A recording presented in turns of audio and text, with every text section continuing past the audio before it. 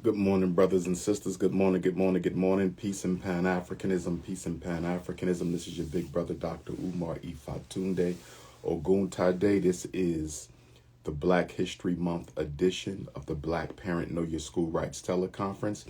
If you have any questions or concerns about education or mental health for your children, sons or daughters, this is your opportunity to ask that question.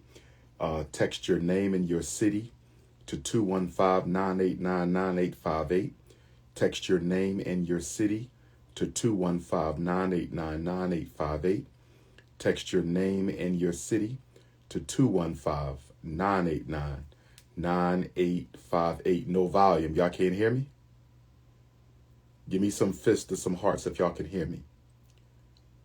Can y'all hear me? Can y'all hear me? Can y'all hear me? I need to know if y'all can hear me. Can y'all hear me? Okay, I believe that you all can hear me. So again, this is only about children. Children. I will do a couple of Instagram live tap-ins, but we will mostly be calling folks up. If you have a question about your son or daughter, autism, behavior, grades, racism, evaluations, IEPs, 504s, whatever your concern is involving your children, now is the time. Let me also remind everybody that the Dr. Umar online Black Book Club is popping off. You have to subscribe to my Instagram, $9.99 a month. If you subscribe to my Instagram, that automatically puts you in the Dr. Umar Instagram book club. This is the first book we're reading. The Miseducation of the Negro by the father of Black History Month, the founder of Negro History Week, which we celebrated 100 years for yesterday, February 7th, 1926 to February 7th, 2026. This is the man, the myth, the legend, Dr. Carter G. Woodson. Make sure you get you a copy of Miseducation of the Negro. Read the first 3 chapters. I will be dropping the date soon for the first Instagram members only, Dr. Umar IG Book Club Study and Discussion Session number 1. So this book has many different covers. Don't worry about the cover. It comes in many different covers. It's one of the most printed books in Black history. So just make sure you get the name right. Miseducation of the Negro, Dr. Carter. I'm sure why y'all can barely hear me. My volume is all the way up, so I don't know what's going on. So Instagram Book Club, you're automatically in it if you subscribe to my Instagram. $9.99 a month. First study and discussion group coming soon. So let's go to the parents. And before I go to the parents, let me say this. I want to thank all the FDMG donors. Yesterday, I announced that we completed the renovations on the school. 7 long, hard years of struggle, but we arrived. So thank you to all my donors from the continent of Africa, all my brothers and sisters around the continent of Africa who stood with us. Okay, since we took our first donation in April of 2014, it'll be 12 years since the first donation in April of 2026. It took us 5 years to get the building, 7 years to renovate the building, and now we will be applying for our inspection and certificate of occupancy before Black History Month ends. Hopefully we'll pass that without too many hiccups, and then we will start decorating the inside of the building. Please send in your donations. Hit your PayPal, paypal.me/FDMG Academy, paypal.me/FDMG Academy, paypal.me/FDMG Academy. Check some money orders payable to P.O. Box 9634, Wilmington, Delaware. P.O. Box 9634, Wilmington, Delaware, 19809. For all of you who are sending me regular monthly donations, we need you to start that up again. I asked you guys to hold off when we got debanked. I asked you guys to hold off back in August when we got debanked.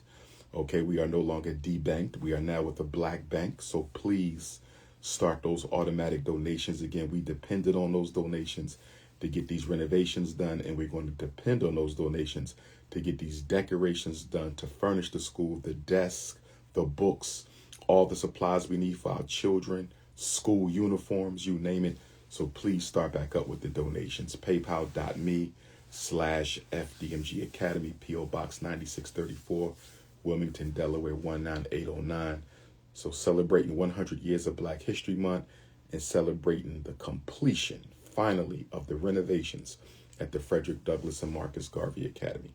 Peace and Pan-Africanism. So let's go to the text messages. Again, if you have a question, text me your name and your city.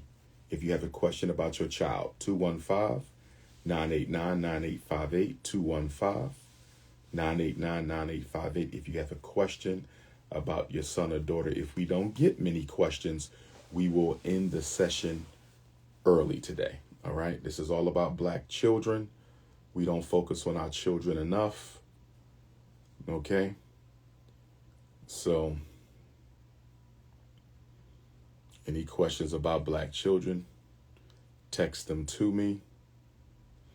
For my HBCU and PWI students, for my HBCU and PWI students, for my HBCU and PWI students, I need an official letter of invitation from your organization's faculty advisor or a university staff member. I need an official letter of invitation from your organization's faculty advisor or other university administrator in order for me to take your invitation seriously. So make sure they send that to me, princeofpanafricanism@gmail.com.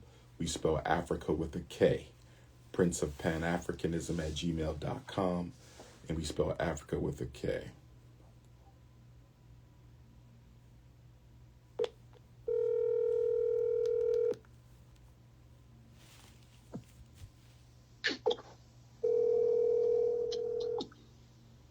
Hello? Good morning, Sister Mecca. How are you? I'm well. Good to hear your voice, woman. It's been many, many years. You might have me mixed up with somebody else. I've never spoken with you before. My apologies. I know a Mecca Shabazz from New Jersey who relocated to Atlanta. So when you called, it showed Mecca Shabazz and it said Atlanta. So I thought you were her. My apologies. Are you, in fact, calling from Atlanta, sister? I am. All right. All right. Welcome. Go right ahead with your question. My question is, my son is in the 10th grade. Public school, charter school, private school, parochial school? Public school. Mm-hmm. And he takes advanced AP classes. And I believe that the upperclassmen in the classes, because the classes are upperclassmen, are messing with him. And I don't know how to address that. I keep, like when I ask him how his day went or if anything's bothering him, I can't get him to open up and let me know if he's having any issues. I just wanted to know your advice on that. Like, how do I continue to encourage him to take these advanced classes and be around upperclassmen, but then give him the proper knowledge to deal with maybe bullying or feeling uncomfortable being around upperclassmen? So let me ask you a question, Sister Mecca. Has he expressed interest in being removed from the class? No. Okay, so that's not an issue, which is good. Number two, the school that he attends, the students are primarily of what ethnicity? Black. Okay, mostly black. What about the teachers? Black. And most of the children in AP are also black? Yes. Okay. When you said they're messing with him, could you give me some specifics? What exactly are they doing? He won't tell me specifically. I think it's just more they pick on him because he's in 10th grade and they're 11th and 12th graders. Okay, now when you say he won't tell you, how do we know he has a problem at all? So he did tell you that he's being picked on, but he won't tell you how. Right. Okay. We had a conversation at one point where I kind of read in between the lines, I would say, Mm-hmm. where we were speaking about loyalty. And he was saying, he will fight if his friends get in a fight and somebody's trying to jump them. And I was trying to explain to him that you don't need to be loyal to people who are causing trouble. Sometimes you need to not involve yourself in that. And then he went on to say that, well, they stick up for him if people are picking on him and vice versa. And I was like, well, what situation have you been in where they were picking on you? And he was like, just never mind, Mom. It just never mind. And I was like, is it because you're around upperclassmen? And that's where I kind of alluded to the fact that he might be getting messed with. And I don't really know how to get him to understand the importance of communicating with somebody, like just mental health wise, or let me be quiet and let you talk. No, I'm glad you're sharing. It never hurts to have a child see a counselor, therapist, psychologist for 3 to 5 sessions just to investigate and see if there's anything there. So yes, I think you should allow him to see a counselor, therapist, or psychologist for 3 to 5 sessions just so they can do an assessment to determine whether or not there's anything there. Your son's self-esteem, how would you describe it? Is it low? Is it average like any other kid? Is it very high? What type of child is he? Is he an introvert? Is he an extrovert? Is he a loner? Does he have a group of friends? Is he nerdy? Is he swaggy? Tell me about him. I would say his self-confidence is average. I believe that he is an introvert for sure. He just moved to Atlanta in August after living in Pittsburgh with his father for the past 3.5 years. He's a smooth, handsome, swaggy young man. I don't think he has any problems making friends. I know he reconnected with his friends that he had in 6th grade. So, any sexual identity issues that they could be trying to use against him? No. Okay. Question, you said he was living with his father for a few years. He just came back to live with you. Your relationship with your son, and the reason I'm asking you about that is sometimes the problems in school could be an extension of the problems at home. Was he looking forward to moving to Atlanta? Did he want to stay with his father? How is his relationship with you? I feel we have a good relationship, even though we haven't been able to live with each other for the past 3 years. He wanted to move back home with me and be with me. And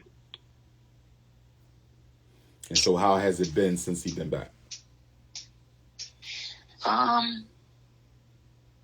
I would say he's still not acclimated yet. Like, I've grown during those 3 years, and I think it's just him getting used to me again and my temper.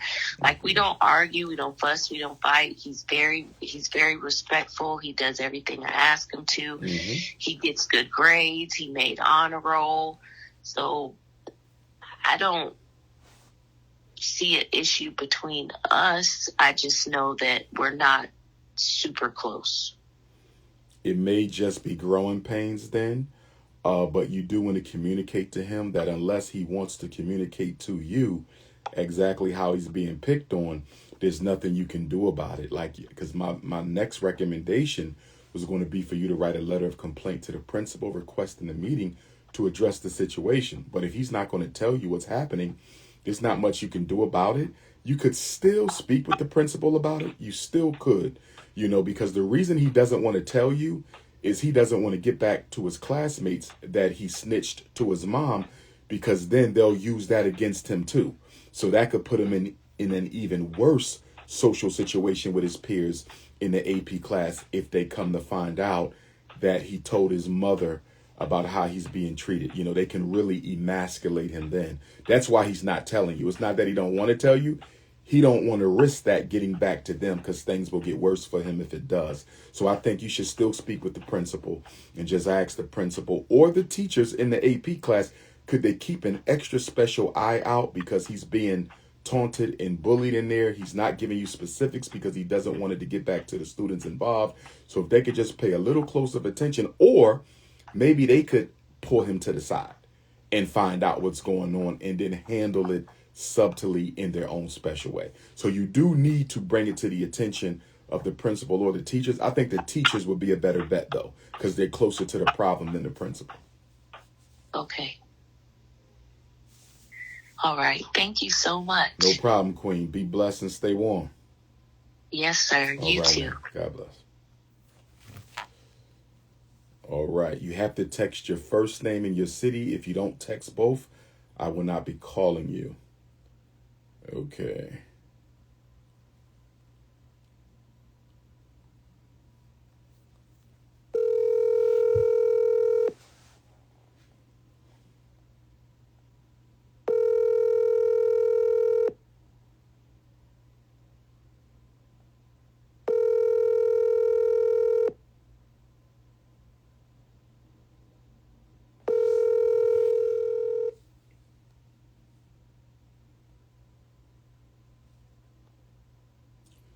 Again, if you have any questions about your son or daughter, you can text your first name and your city to 215-989-9858, 215-989-9858. Let me see if we have any tap-ins. If you have a tap-in question,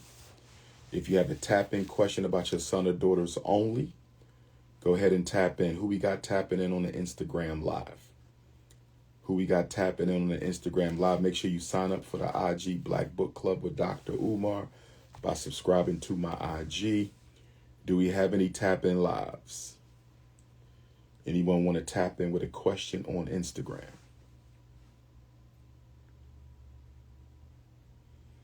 Anyone want to tap in with a question on Instagram?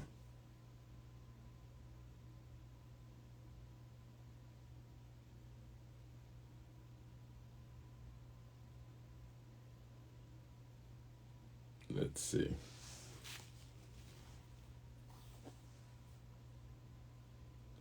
see.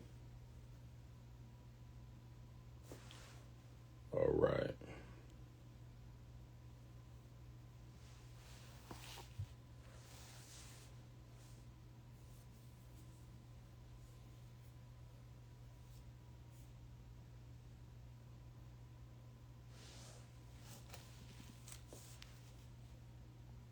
Please leave your message.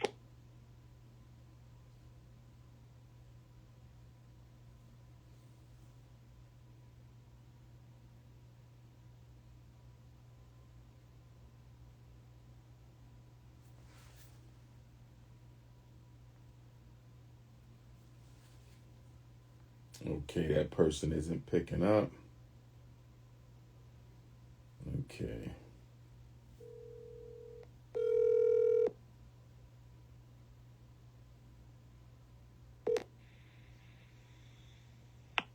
Yo, Dr. Umar, what up? Yes, sir. How's Maryland treating you there, Brother Harold? It's good, dude. It's pretty cold here. You know, we had the snowstorm a couple of weeks ago. It's kind of dying down a little bit, but definitely not used to the cold no more. I've been in California for 8 years. I'm just back for a little bit, helping my grandmother with some stuff. So, you know, I'm definitely getting my blessings that way, though. Powerful. How far is Germantown, Maryland from Wilmington, Delaware? Oh, that's only actually about like a few hours. I had a girl who drove over here when I first got here in November. So. Okay, let me check right now. The reason I'm asking is, you know, we just finished the renovations on the Frederick Douglass Marcus Garvey Academy, and we'll be applying for our final building inspections and certificate of occupancy before the year is out. And so once we get approval, we're going to start decorating the school. And I was asking because we will be having a grand opening at some point this spring. So you might need to come on through the grant. It's 2 hours. It's an hour and 58 minutes. So that ain't too you know bad. what? Yeah, you might got to come on up to the grand opening, my brother. Okay, yeah. Definitely give me the tip off. That'd be cool, man. Now, let me say this to you though. You have to donate to the school. Nobody will be allowed to attend any FDMG programs, conferences, seminars, activities if they have not donated. So make sure you get on PayPal and donate, or make sure you send a check of money order. I don't care if it's $20, but you make sure you get on the donors list, because if you're not on the donors list, you cannot participate in anything. Okay, copy. Yeah, I have PayPal, so yeah, I can do that. No doubt. And it's FDMG Academy on PayPal. FDMG Academy, one word. All right, nice. No doubt. What's your question, my brother? Yeah, that'd be cool to do, man. March 23rd is actually going to be my 33rd birthday. So, oh, man, happy solar return, early solar return. Yes, sir. Thank you.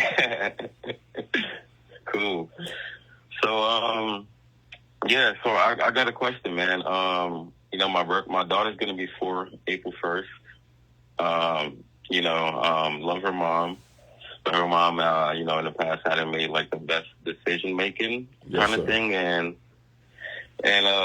you know, it got to a point where I had 100% custody at one point. You know, she was dating somebody who actually abused and tortured my daughter. That person is, you know, he's behind the walls for 25 to life now because it was his third strike. Her little sister, you know, like she has a kid with him, so you know, sometimes like her little sister will call me dad, and of course, like I don't respond because you know it's very awkward for me, very very awkward. You can also imagine like how, you know, how any dad would feel when something like that happens, you know, and her mom and I, you know, like she has her times where like, you know, she either won't answer or anything like that, and I really don't want to have to do like any like court thing situation because I'm like, okay, like at the end of the day, like she needs her mom, you know, but like I find myself constantly like revisiting pretty much like what I would call like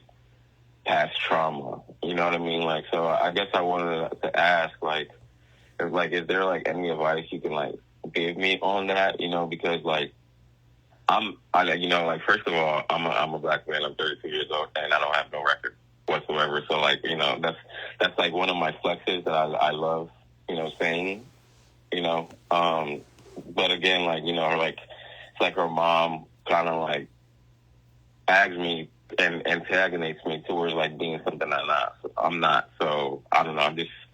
I'm battling with that. Okay. So I want to be clear now, because I got lost a little bit, because I know you was speaking about your 4-year-old princess, and then you said your daughter has a sister by another man. Was that what you were saying? And she was calling you daddy? Yeah, because you know, when I'm on FaceTime with Heaven, you know, like her little sister Beauty, like she'll come on the phone and, you know, little girls, sister, just like brothers, right? Like, you know, yeah. So she, you know, and Beauty's only like 1.5, 2 years old, so she thinks I'm her dad also. And she'll fight over the phone over a conversation with my daughter, and it's hard for me to watch.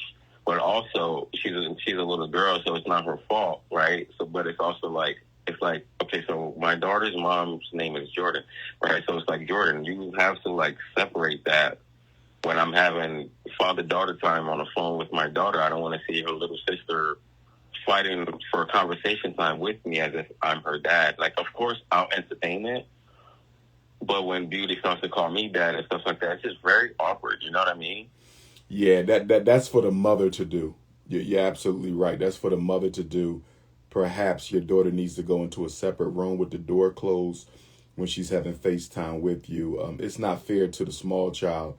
And I appreciate you for doing what you're doing. You know, don't clarify that with the little girl, because that could hurt her feelings. It's the mother's job to clarify that, you know, with her. But when you were asking me for my opinion, it wasn't about that per se, though, right? It was about, was it about that, or was it about your interaction with the mom? I wasn't too clear.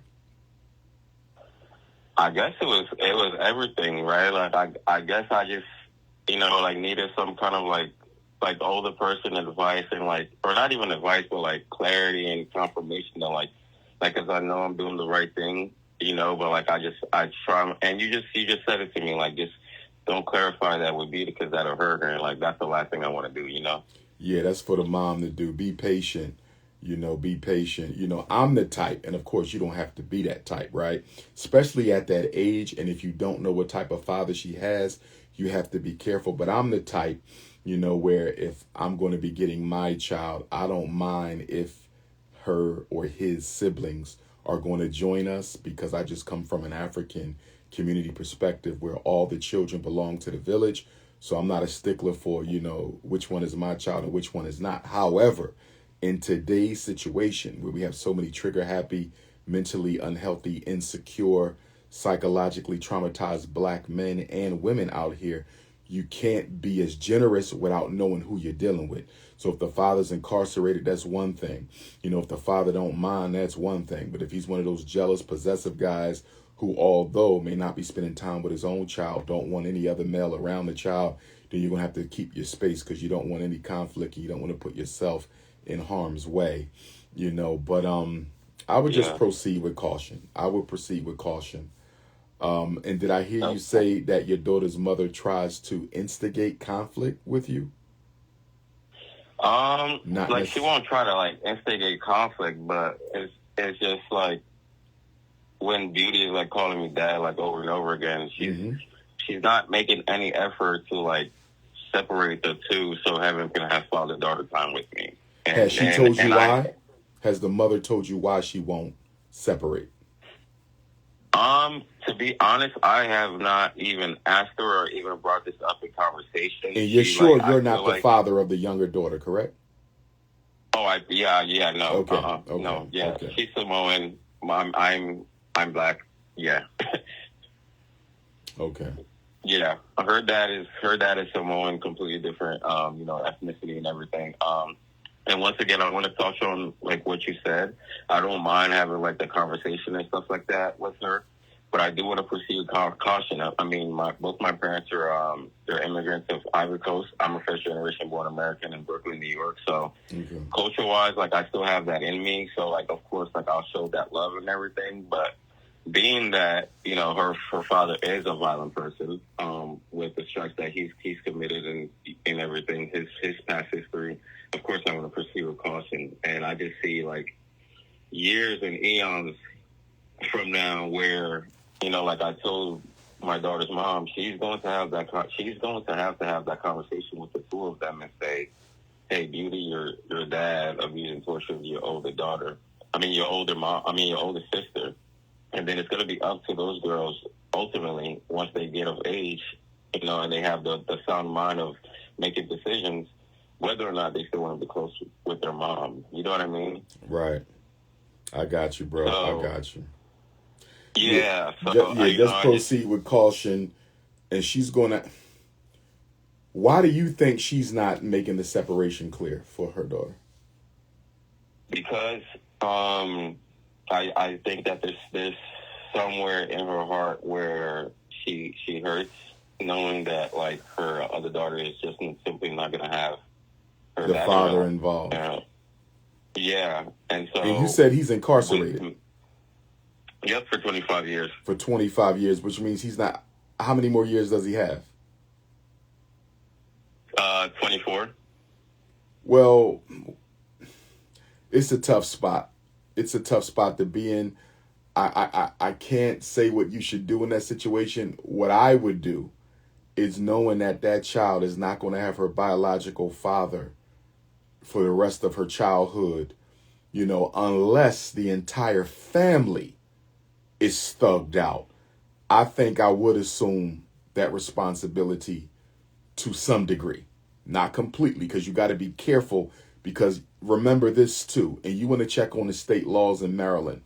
If you assume fatherhood for a child that is not yours, even if you knew that the child was not yours, and even if you did not sign paternity for that child, but you assumed fatherhood, that mother can take you to child support court for a child that is not yours because you assumed fatherhood. It's the most ridiculous thing. Yes, it's not every state, though. It's not every state, brother. But please check the law. Make sure that's not the case in Maryland, because I don't want a situation where you decide to do the right thing and assume fatherhood or be the parental figure for your daughter's younger sister. And 3-5 years later, you end up in a relationship, a serious relationship, whatever the case may be, and the mom don't like it, and she decides to take you to child support for your daughter and her other daughter. So make sure you check the laws on that first. But barring that, if there's no law that could, get me on the hook for paying child support for a child who is not mine for assuming fatherhood, then I think I would do it. Assuming that he ain't got no thugged out relatives, cousins and uncles who are going to have an issue with you, being the father figure for that young child. I would do it. I would do it. I can't say you should do it, but I would do it. If I know that father is going to be gone the rest of her life, this is my daughter's sister, I would do it. Yeah, so what I'm going to have to do is, because, I'm in Maryland temporarily right now, helping my grandmother out, and then I'll be back in California. So she's right now currently in San Diego, Oceanside to be specific. Okay. And I can check those laws out. But I will say this, what I do have on my side is, at the time that all this happened with my daughter, I went to court and I received 100% custody. And just to let you know another flex, the cops in the court, after I got 100% custody, gave me money and said, good job, so like, and as a black man too, like in the society, when that happened, that made me feel really good, so like, I know I do have that on my side. Her mom does have a history of not making the best decision.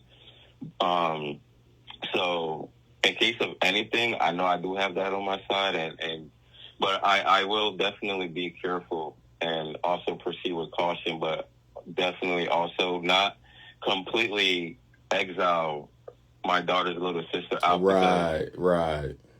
She's a little girl, and she needs that also, and like it does break my heart to like talk to my daughter, and then like her sister is like trying to have like that time also, and I can't completely like just shut her out because she's just a little girl, like she doesn't have that figure. Exactly. So it's kind of like somewhat of a high calling for me to step up, but like not all the way, of course, right? But like just the person that I am and the heart that I have, it just makes sense why like I guess this calling is upon me. No doubt, man. Well, you got my number. Keep in touch, bro, if you ever need to text or call. Okay, I got you, Dr. Umar, and I'll definitely be donating. Congrats on the new opening, by the way. Appreciate you, bro. Be safe out there. Yes, sir. All right, now. Okay. One love.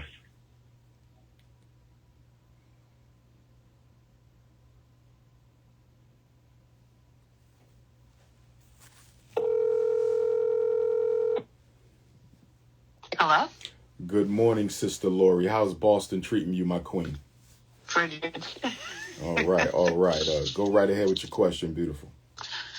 So I was in a relationship for over 14 years. It was a blended family situation. We recently, went our separate ways last year, December to be exact.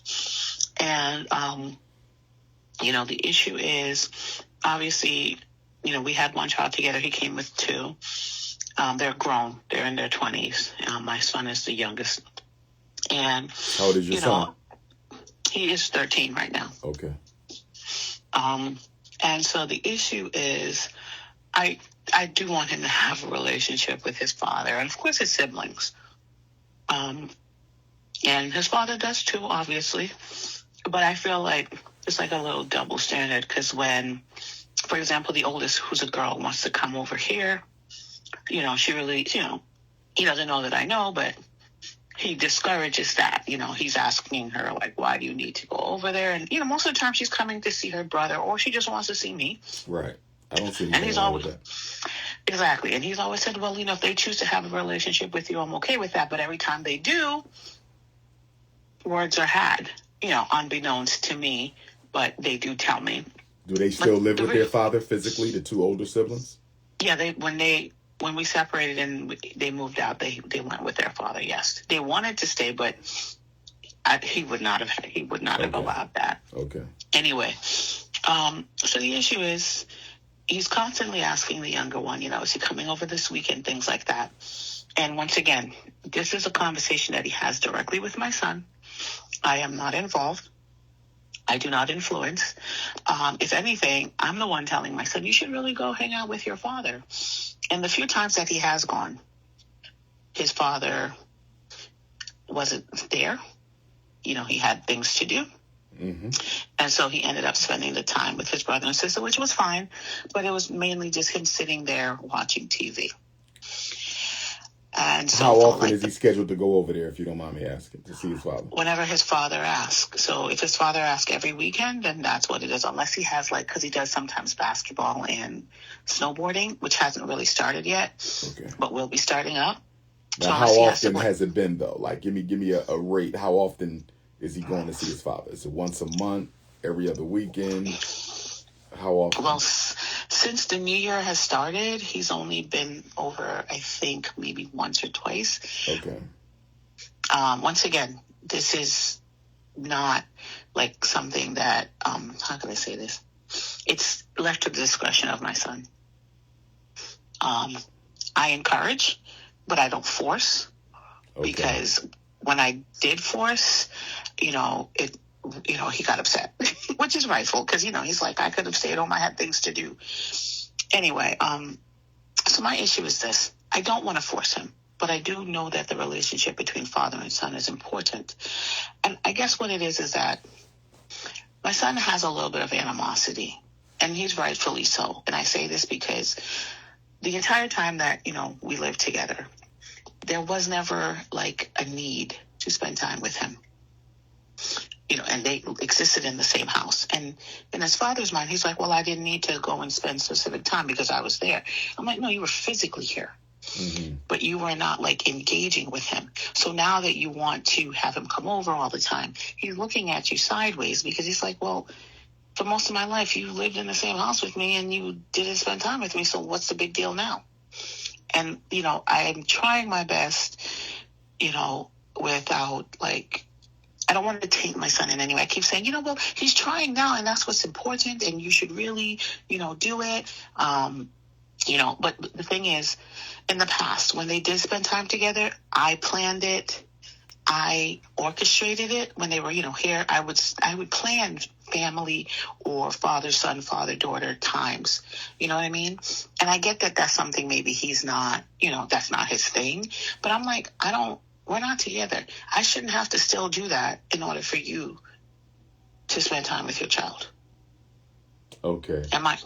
Now, so okay, like, give me that again. You said you shouldn't have to do, and I heard what you said, but you shouldn't have to do specifically for him to spend time with his child. Like plan events, plan things for so them you're to the one putting together the activities for them. In the past. Okay. Now, when you say your son has animosity, he has animosity because the father doesn't spend time with him when he goes, or he has animosity because you and the father are no longer together? What is the source of the animosity? I think it's a little bit of both, but the issue is the constant need every week to call and ask him if he's coming over. And his thing, and every time he does that, he says two things to me. Why does he want me to come over so much? Because when he was here, he had no interest in spending time with me. And two, why am I going over there? He's not even going to probably be there. Have you asked his father about that, about him not being physically available when he goes to visit? No. I think you have to, because that's a legitimate concern. Because if he's, first of all, I believe, based on my 25 plus years of working with children, that it's better to have a relationship with an unpleasant parent than to not have one at all. And even the research bears that out. So with regard to whether he wants to go or not, I'm not going to say, quote unquote, force him to go, but I would definitely encourage him to, because over the long haul, he will be better served psychologically and emotionally. Unless the father is emotionally or physically abusive, your son will be better served having had that relationship than not having had it. Now, with that being said, as the other parent, you have a right to know, why are you asking my son to come over when you don't spend time with him? that is a legitimate concern of yours. And you have a right to know the answer. And your son also has a right to know the answer. So this is the issue. It's like he's very, I want to say like he's an old school West Indian man. In his mind, if he's physically in the same space with his child, to him that's spending time. And that's what he did when we were here. I would tell him to his face that's wrong. No. I don't care if he's Jamaican, Cuban, Haitian, Texan, Pennsylvanian, Ghanaian, Nigerian. If you're not spending face-to-face time with a child, you're not spending time. And I would even add to that, which is not really a concern in your son's situation because his other two siblings are young adults now. But if he had other young children, I would then add the additional caveat that you need to also spend time with each child alone. So there's family time with all the siblings, but then there also needs to be one-on-one alone time with each sibling as well. And for years when we were together, I had these conversations, and that's why I would plan things so that he could do that with each individual child, give them their own time. And once again, it's like I'm just like, why do I have to? I don't want to do that. Like it was a lot for me to do it when we were together. So it's like, I don't want to do it now. Leave me alone. You should not have to. And it's like, my thing is, like, we've had these conversations. And once again, in his mind, and he keeps giving me this explanation. Oh, why do we need, he's like, I'm there. I'm like, let's be realistic. Most of the time when you were home and you were supposedly spending time with the kids, you were asleep. You were on your phone. You were doing whatever. You were never like sitting down, engaging with them. And then when you do see our youngest son, you have the same conversation with him. And that's another issue with him. How is school? He tells him how school is. Okay, a few minutes go by. How is school? And so I'm like, I get it. You don't really know how to talk to him. But that's where you need to start. You need to, and I've told you, you know what he's interested in. Well, maybe not. But I've told you some of the things that he's interested in, and whether you're interested in them or not, but those are starting points to have conversations with him. It doesn't sound like he has a vested interest in getting to know his child. It's, okay, I don't want to be rude, but it's for show. It sounds like it. Like, even with his older kids, it's always been for show. Did he have his father? Anything about that. Did he have his father? Yes and no. So his father, his whole family, he has a lot of unhealed trauma. Both of his parents literally died last year within months of each other. So, that was a tough blow. But like he has a lot of deeply rooted family trauma. His mom left him and his sister with his father. His father took care of them, and with his stepmother. And then there was some abandonment for a little bit by his own father. Then his father came back. Then his mom came back and took the sister and left him. So there's a lot going on there. So that's why I gave him a lot of grace, and that's why I did the heavy lifting, because I knew that he did not have that foundation. Mm-hmm. But, if you ask him, he speaks so highly of them, like he had this wonderful childhood, which he did not. But that's why I'm like, this is all for show. And I get that and I keep saying to him, you need to go get this, get somebody that he's like, I'm fine. I've moved on. I've forgiven them. No, you really haven't. Because your relationships with your children, like right now, the animosity of especially your oldest children towards you is insane. They can't wait till they get to a position where they can walk away from you. And, I try to tell them that you have to understand your father didn't have that foundation, so he doesn't really know how. Give him grace, and I know that they're kids and it's not up to them. I do understand that. But, I try my best to tell them, like, he's not coming from a place of malice, because he loves you all and will protect you with his life. He just doesn't know better. But at the same time, I'm like, I get it. They're kids, young adults, whatever. And they all have these feelings, which they're entitled to. And I look crazy to them because they're like, why are you defending this person? And they've asked me that. And it's like, good that you're sensitive to his trauma. The problem is he's allowing that intergenerational trauma to affect his child. He needs therapy of his own. And then I Yes. think the one thing that you should recommend or even require if he wants to continue seeing his son, and I don't like for mothers to put a barrier there, but in this case where your son's not getting any of his father's time anyway, I don't think it hurts. You may have to require that he go to family counseling with his son.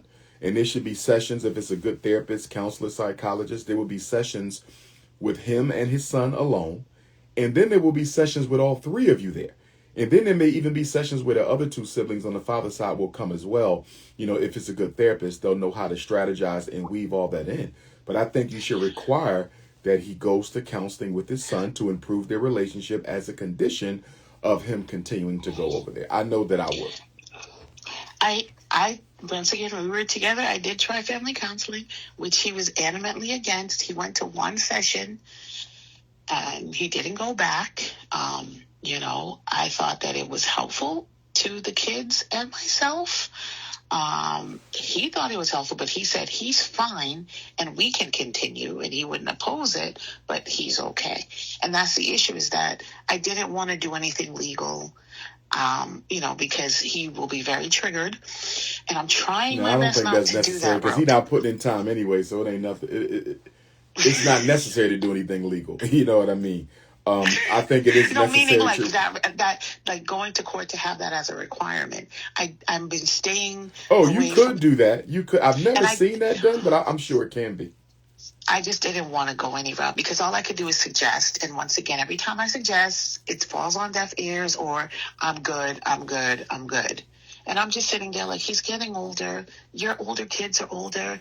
There's not the love and the relationship that should exist. Because one thing I know about this man is that he is fiercely devoted to these kids, and that he loves them and will protect them with his life, but at the end of the day, he's just not showing them that. Like, they don't feel that from him. He says it, and sometimes, in the way that he is very defensive about his kids, I know it's there, but it's just not translating to them. And that's why I'm like, maybe if you were able to heal something, they could feel it too, and know that, when I say that to them, they're like, yeah, you know what, you're right, that is for us, instead of, no, that ain't for us, that is just blah, blah, blah. So it's like, and every time I try to make these suggestions, it's like, I'm fine. Then why do you keep trying to do this? Then you may have to go to. I don't want to do that. Well, I don't want to take a black man to court like that. Well, you're not taking. Well, you're only taking him to court to require that he get some counseling to see his son, to get some counseling with his son as a condition of seeing his son. I don't see anything wrong with that. I don't like us going to the white man either. But in this case, if there's nobody else he's going to listen to, because ultimately we're worrying about the healthy psychosocial emotional development of your son. So it's not really about what you want to do or what he wants to do. It's about what needs to be done for your son. And he needs to be made to go to counseling with his son as a condition of seeing him, because he's not spending time with him. And I'm going to be honest with you. He may be avoiding spending time with your son because it evokes the memories of his own trauma. Some people can't be in the same situation that brought forth their trauma, right? Like, some people can't work with young children if they were abused as young children, because in working with the young children, it automatically triggers those painful memories from their own childhood. It's like a woman who got married and the husband abandoned her, the week after marriage. She can't work in a business that requires her to be around newlyweds, because it may trigger the traumatic memory. So I think it's possible that at a certain level, he's not putting time in with your son, because being around your son, his son, triggers memories from his own inner child that he can't deal with. I mean, it could be so strong where in having fun with your son, he may break down and start crying in front of your son, because everything he's doing with his own son, he needed that from his father and did not get it. So he could be avoiding your son could really not be about your son. It could be him avoiding his own trauma. And that's why he needs to get counseling for him and for him and his son. See, that's the thing. But then if you know this, then why do you keep calling and asking this child to do these things knowing that because he's traumatized. Because he's traumatized, yeah. Because he's traumatized. That's why you have to put some direction and boundaries to this. Okay. For the sake of because I really son. want them to have. I know the importance of having your father in your life. I do. And Yeah, I want that for my children. But the thing is, the best predictor, and we're taught this in graduate school, the best predictor of future behavior is current and past behavior. People don't change easily. Most people never. The best predictor of future behavior is current behavior. That is true for animals. That is true for us. That is true for black people. That is true for white people. It's true for your family, your relatives, your coworkers. What they have always done is likely to be what they will always do. We don't want this to perpetuate another generation. This is what you call an intergenerational curse. And if you don't get active and simply keep on wishing things will change, your son going to end up be 18, 21, and he's going to be just as damaged as his dad.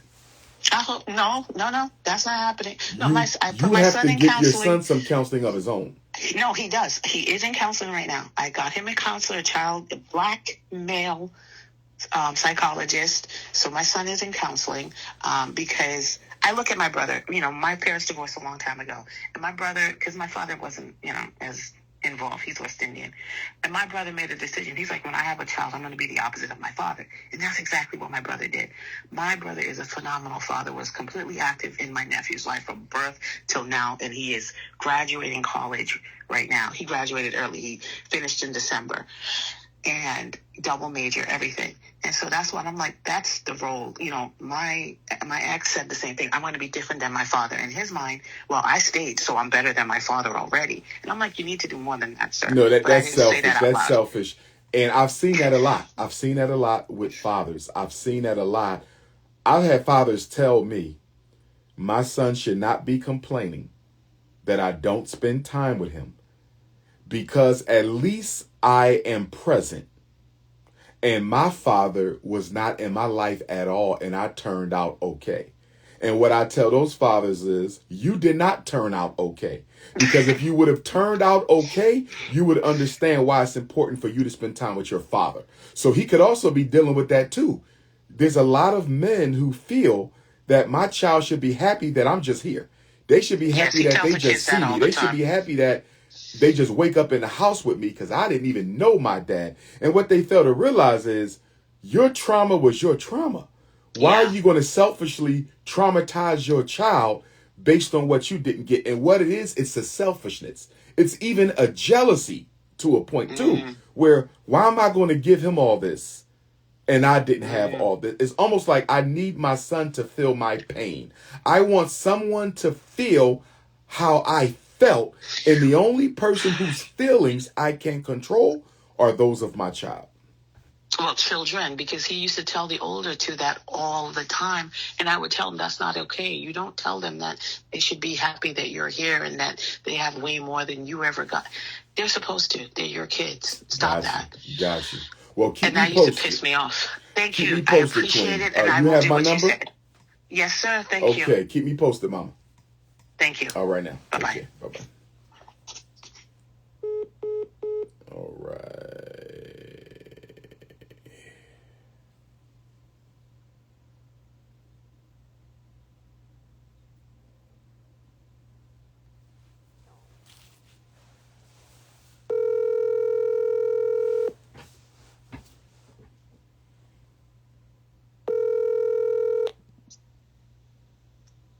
Hello, good morning. Good morning, Brother Xavier and Sister Valerie. Hey, good morning, Dr. Umar. Good morning. How's Charlotte, North Carolina treating you? Oh, I can't complain. We loving it over here. All right. Go right ahead with your question. Yes, so my wife and I, we've got two boys, but we're primarily calling about our oldest son, Bray. He's 5 years old, just started kindergarten. He is exceptionally smart. We knew this from a very early age. He actually has an IQ of 132. He's a member of Mensa, and is just well above where he academically well above his peers. So we put him in kindergarten. We're in public school. We bought a house over here in the suburbs. It's a great area. And we just want your opinion on how to best support a high IQ kid in a public school setting. So he's in kindergarten right now. Correct. Okay. Well, with the high IQ children, you don't give them more to do. You just give them higher order things to do. So, for example, he's going to read as much as other kindergartners, but he's going to be reading several grade levels ahead. He's going to do the same amount of math as other kindergartners. He's just going to do higher level math. Sometimes schools and parents make the mistake of giving the gifted children more work. They don't need more work. They need higher level work. The quality has to be stronger because they're more intelligent than the others. So, and you still want to make sure, he has his social life too. Because I've also seen it with gifted parents. They overburden their gifted children with all types of extra academic pursuits. They're in robotics, they're in chess, they're in the math club, the science club. And then when I talk to the child alone, they're like, Dr. Umar, I don't get a break. My parents just got me running and running and running and running. And I understand the importance of tapping into my, the gifts that God gave me. But at the same time, I'm still a kid. You know what I mean? So definitely, we want him to develop his gifts.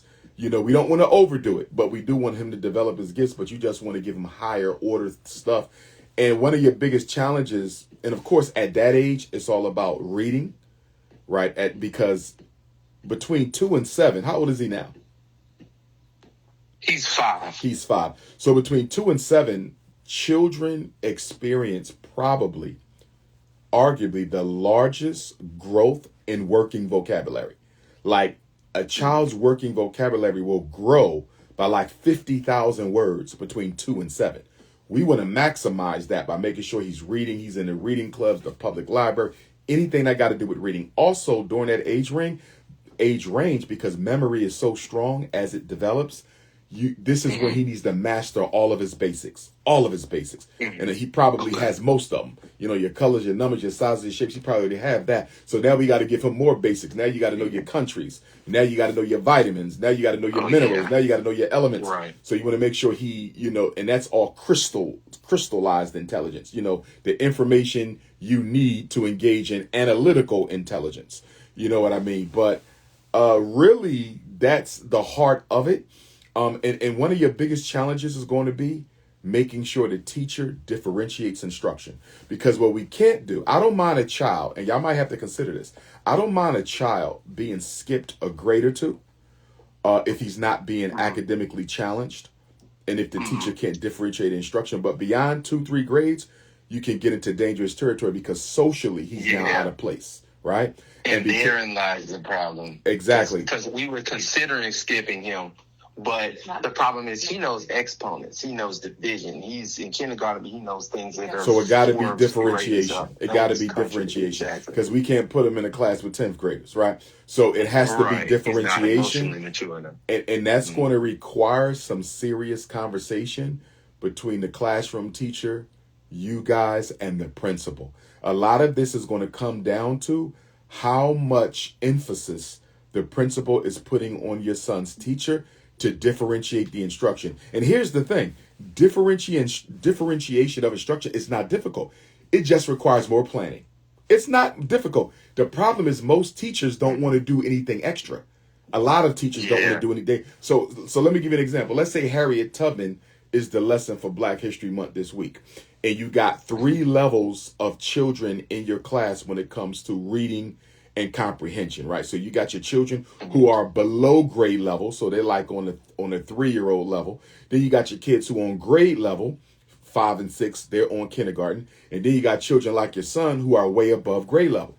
They're all going to use the same book, arguably, but the assignments are going to be different. You see, because the assignments are going to tap into your son's unique gifts. He might be asked to draw inferences about what Harriet Tubman would have done if she were still living today with President Trump in office, you see. Whereas the other kid might just be asked to identify some of the major things that happened in their life, and then the other kids might just be asked to pick out some people who worked with Harriet Tubman. Same book, right? Same general topic, but the assignments are different. And what I found, having been a principal and an assistant principal, is that teachers, it's not that they can't differentiate in the classroom.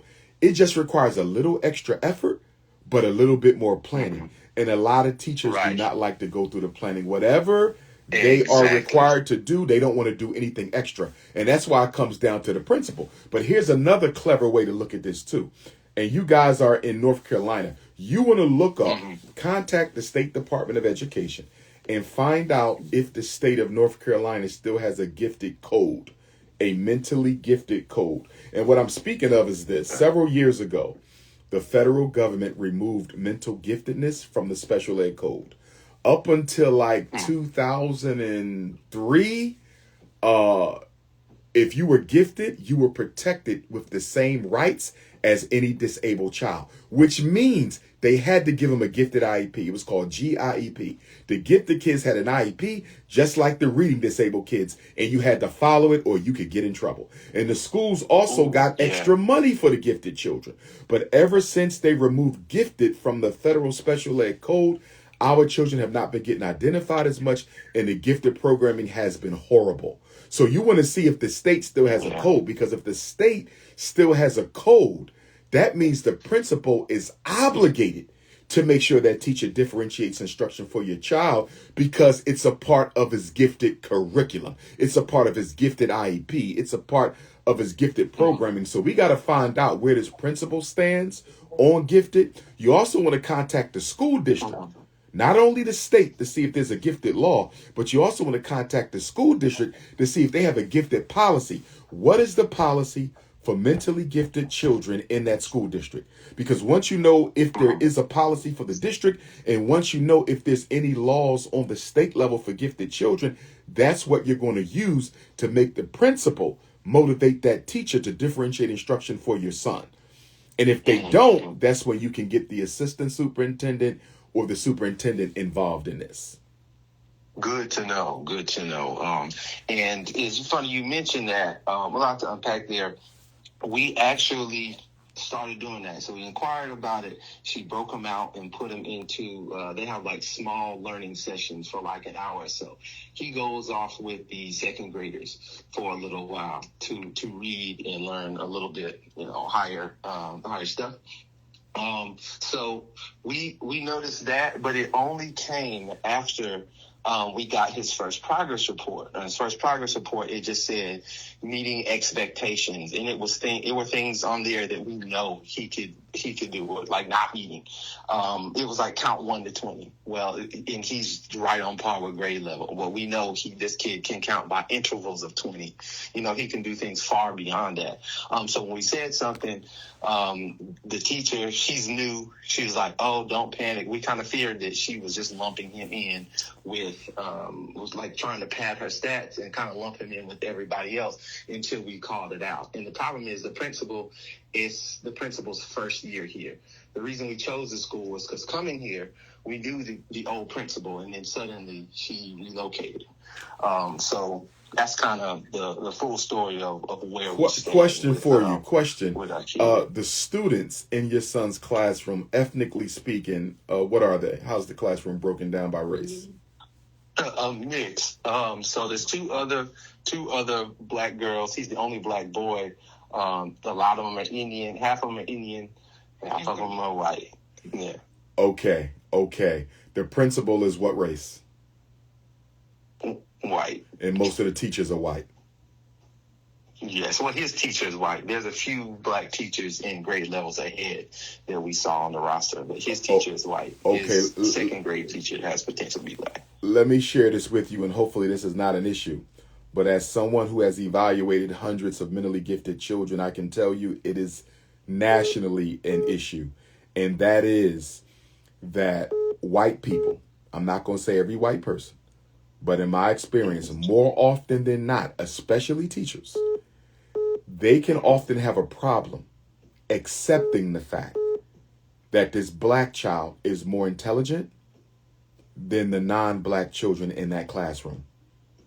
And so her resistance to differentiating the instruction for your mentally gifted black son may not only be the fact that she don't want to do the extra work and don't want to do the extra planning. It could be her core beliefs about race and racism. It could be her core beliefs about white supremacy and the inherent intelligence of black children. You got to remember, you can't separate what's going on in that classroom from what we've been through as a people in this country. Remember, the mentally gifted movement was started as a response to the Brown versus Board of Education Supreme Court decision. When they said that they couldn't use race anymore, white people started getting their kids classified as gifted, and they used MG as the justification to exclude black kids from the classroom. The problem is most white kids are not gifted, just like most black kids are not gifted. And that's when white people just started building their own independent schools. And that you get the biggest explosion in independent white schools, white private schools, from 1954 to 1974. So that teacher, right, could be envious. I'm not going to be presumptuous, but she could be envious of the fact that your child is more intelligent than her children at home. And so there could very well be some racial animosity involved in this. Listen, I've had white psychologists. I've heard white psychologists myself say, I do not classify children as mentally gifted. What they were saying was, I don't classify black kids as mentally gifted because the school district of Philadelphia is 87% black, or at least at the time it was when I was there. So when these white racist psychologists would say, school psychologists would say, I don't diagnose mentally gifted, what they were saying was, I'm not giving no black child that label. And they said this in front of the director of school psychological services, and she didn't say one word. So I want y'all to understand that this could very much be about race. Yeah.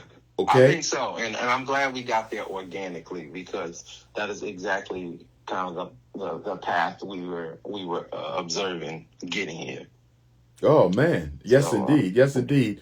And y'all might have to, I think, and I don't know if you're there yet, but it sounds like you're almost there. I think it's time for a sit down with the teacher and the principal to discuss. Yeah, so we had to sit down with the teacher about it, and so essentially where we are right now, we had to sit down. She said, "Oh, don't worry, that's just the first progress report. We can't give more than it's a scale of like 1 to 4, and she's saying we can't give more than 2 because technically we haven't gotten to the content yet. But we do recognize Dre is extremely gifted, and he's going to get, of course, the breakouts, which is what we're seeing now. But it only came after we had the sit down, so now we're just kind of watching, right? Make sure that's where we are. Make sure you find out if there's any gifted code on the state level. Make sure you find out if there's any gifted policy on the district level. And then a third thing, I wouldn't mind if you could just do a little research and see if there's any funding for gifted programming coming into that district. Okay? Because ultimately you guys are going to do another letter. You may have to do another letter to the principal. But this time it may have to be carbon copied to the district superintendent. Okay. And we want to use any language we can find from the state or the district that supports your son's need for differentiated instruction. We want to make sure we know exactly what the law says on the state level, what the policy says on the district level. And we're going to use that language in that letter. And I can look at that letter before y'all send it in. I'm sure we're going to find something, because I'm not aware of any district that doesn't have an MG policy. And I'm sure that policy may have some language in it that we can use to force the issue here on behalf of your son. Okay, yeah, and I can definitely send you a follow-up inbox with the info where we are. Well, take my number. You have my cell? Yeah, is this it right here? Yes, sir. Take that, lock it in, and you can shoot me a text because my voicemail stays full. So. Okay, yeah, we definitely can do that, brother. Yeah. I really do appreciate your guidance on this. So we were just kind of trying to balance between where's the line between keeping it cool, because at the end of the day, we want our son to have a good relationship with the teacher and when to escalate. So, your opinion on that matter would be greatly appreciated, and we will send us any donation to Frederick Douglass Marcus Garvey Academy too. Will do. I appreciate you, brother. Keep me. Because Yes, we sir. believe in what you're doing, and we want to see it all come together. Thanks a lot, We brother. all we got. Will do. Appreciate you, man. Keep me posted. For sure. All Hey, right, now. thank you. Y'all be blessed. All right. Peace.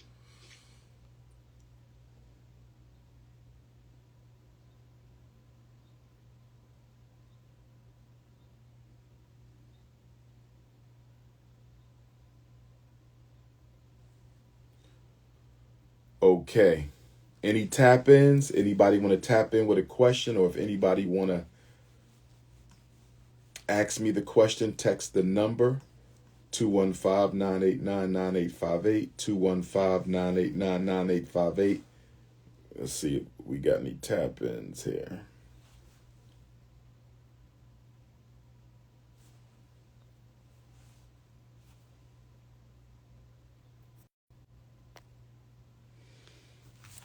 You can text parents if you have a question. If not, we'll end earlier than usual. Text your name and your city. Text your name and your city, and I will call you so you can ask your question. Text your name and your city, and I will call you so you can ask your question. Make sure you join my Instagram for the Black Book Club. Joining the Instagram automatically puts you in the Black Book Club. And the first book we're reading is Miseducation of the Negro, and I will be dropping a flyer to let all my Instagram subscribers know when we're going to review the first 3 chapters, study and discussion, session number 1. If you have a question, text your first name and your city. All right, we got Denver, Colorado. Let's see what's going on in Denver. I ain't been to Denver in almost 10 years. Where my Denver, Colorado Africans at? Good morning. Good morning, Dr. Umar. Good morning, Sister Lovely. How's Denver, Colorado treating you? Well, you know it's cold out here. It's good to talk to you again. It's been a while since I last saw you in person. Yes, ma'am. I got to get back out to Denver. I had a couple inquiries from the brothers and sisters out there, but it's always tough to find a space in Denver. That's the problem with the Mile High City. I mean, if you know of a spot that can seat a good 300 folks, let me know, because I wouldn't mind making my way back out to Denver. Absolutely. You and I talked about this years ago. I'm not sure if you remember, but aside from the question that I have this morning, I really want to help with the academy and some other marketing stuff and vetting the teachers and whatnot. So I don't have any children of my own, but I've mentored many. And I recently purchased a home a couple of years back. My cousin has 6 children, 6 different fathers. Unfortunately, she's become addicted to everything and essentially abandoned all of her kids. So they're my second cousins. I was there when she gave birth to most of them, but they're really more like my nieces and nephews. So 3 of them were going to come and stay with me, 3 of the girls. And before they came, they were staying with someone else. And I was busy trying to get them enrolled in school and setting things up. And the oldest one called and told me that she didn't want to go to school, that mentally she wasn't prepared to go back. It was, basically a BS excuse for wanting to do what she wanted to do. And I told her, well, that doesn't make any sense. You're 17. You're a senior in high school. You don't have any children. There's no reason for you not to go back to school.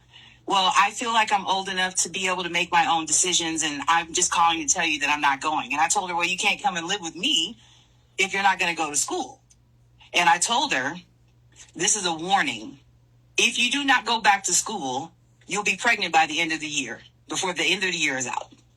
Well, I don't think so, and I don't care, and you're not my mom, so I don't have to do what you're telling me to do. So she didn't come to my house. And the next time I heard from her, was when she was abandoned. Someone left her in an apartment somewhere, and word got back to me, and she asked if she could come to my house. It was 2:00 in the morning. I told her, sure, of course. I got an Uber for her. She came over. I opened the door. Dr. Umar, she's 6 weeks away from her due date. I had no idea that she was pregnant. Wow. 6 weeks away from her due date.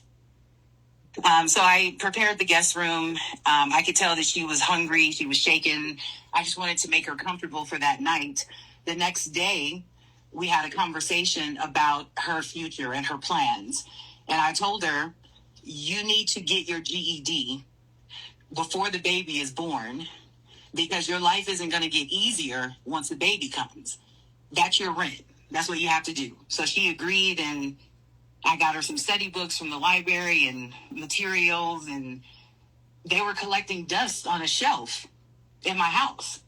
So one day I told her, look, we're now 5 weeks away from your due date. You need to start studying to take your GED. I'll pay for it. I could tell that she was reluctant, but I set her down at my kitchen table and I told her, let's start with your strongest subject, which is English. I'm going to go get my hair done, which is going to be a few hours. I want you to do this section and then take the practice test, and I'll score it when I come home. She had an attitude, but she did it. I came home. I scored the test. Out of 45 questions, she missed 37. And she was telling me, I don't need to go to these classes because I was a senior in high school. I don't need to go. I don't have to study for this test. I can pass it.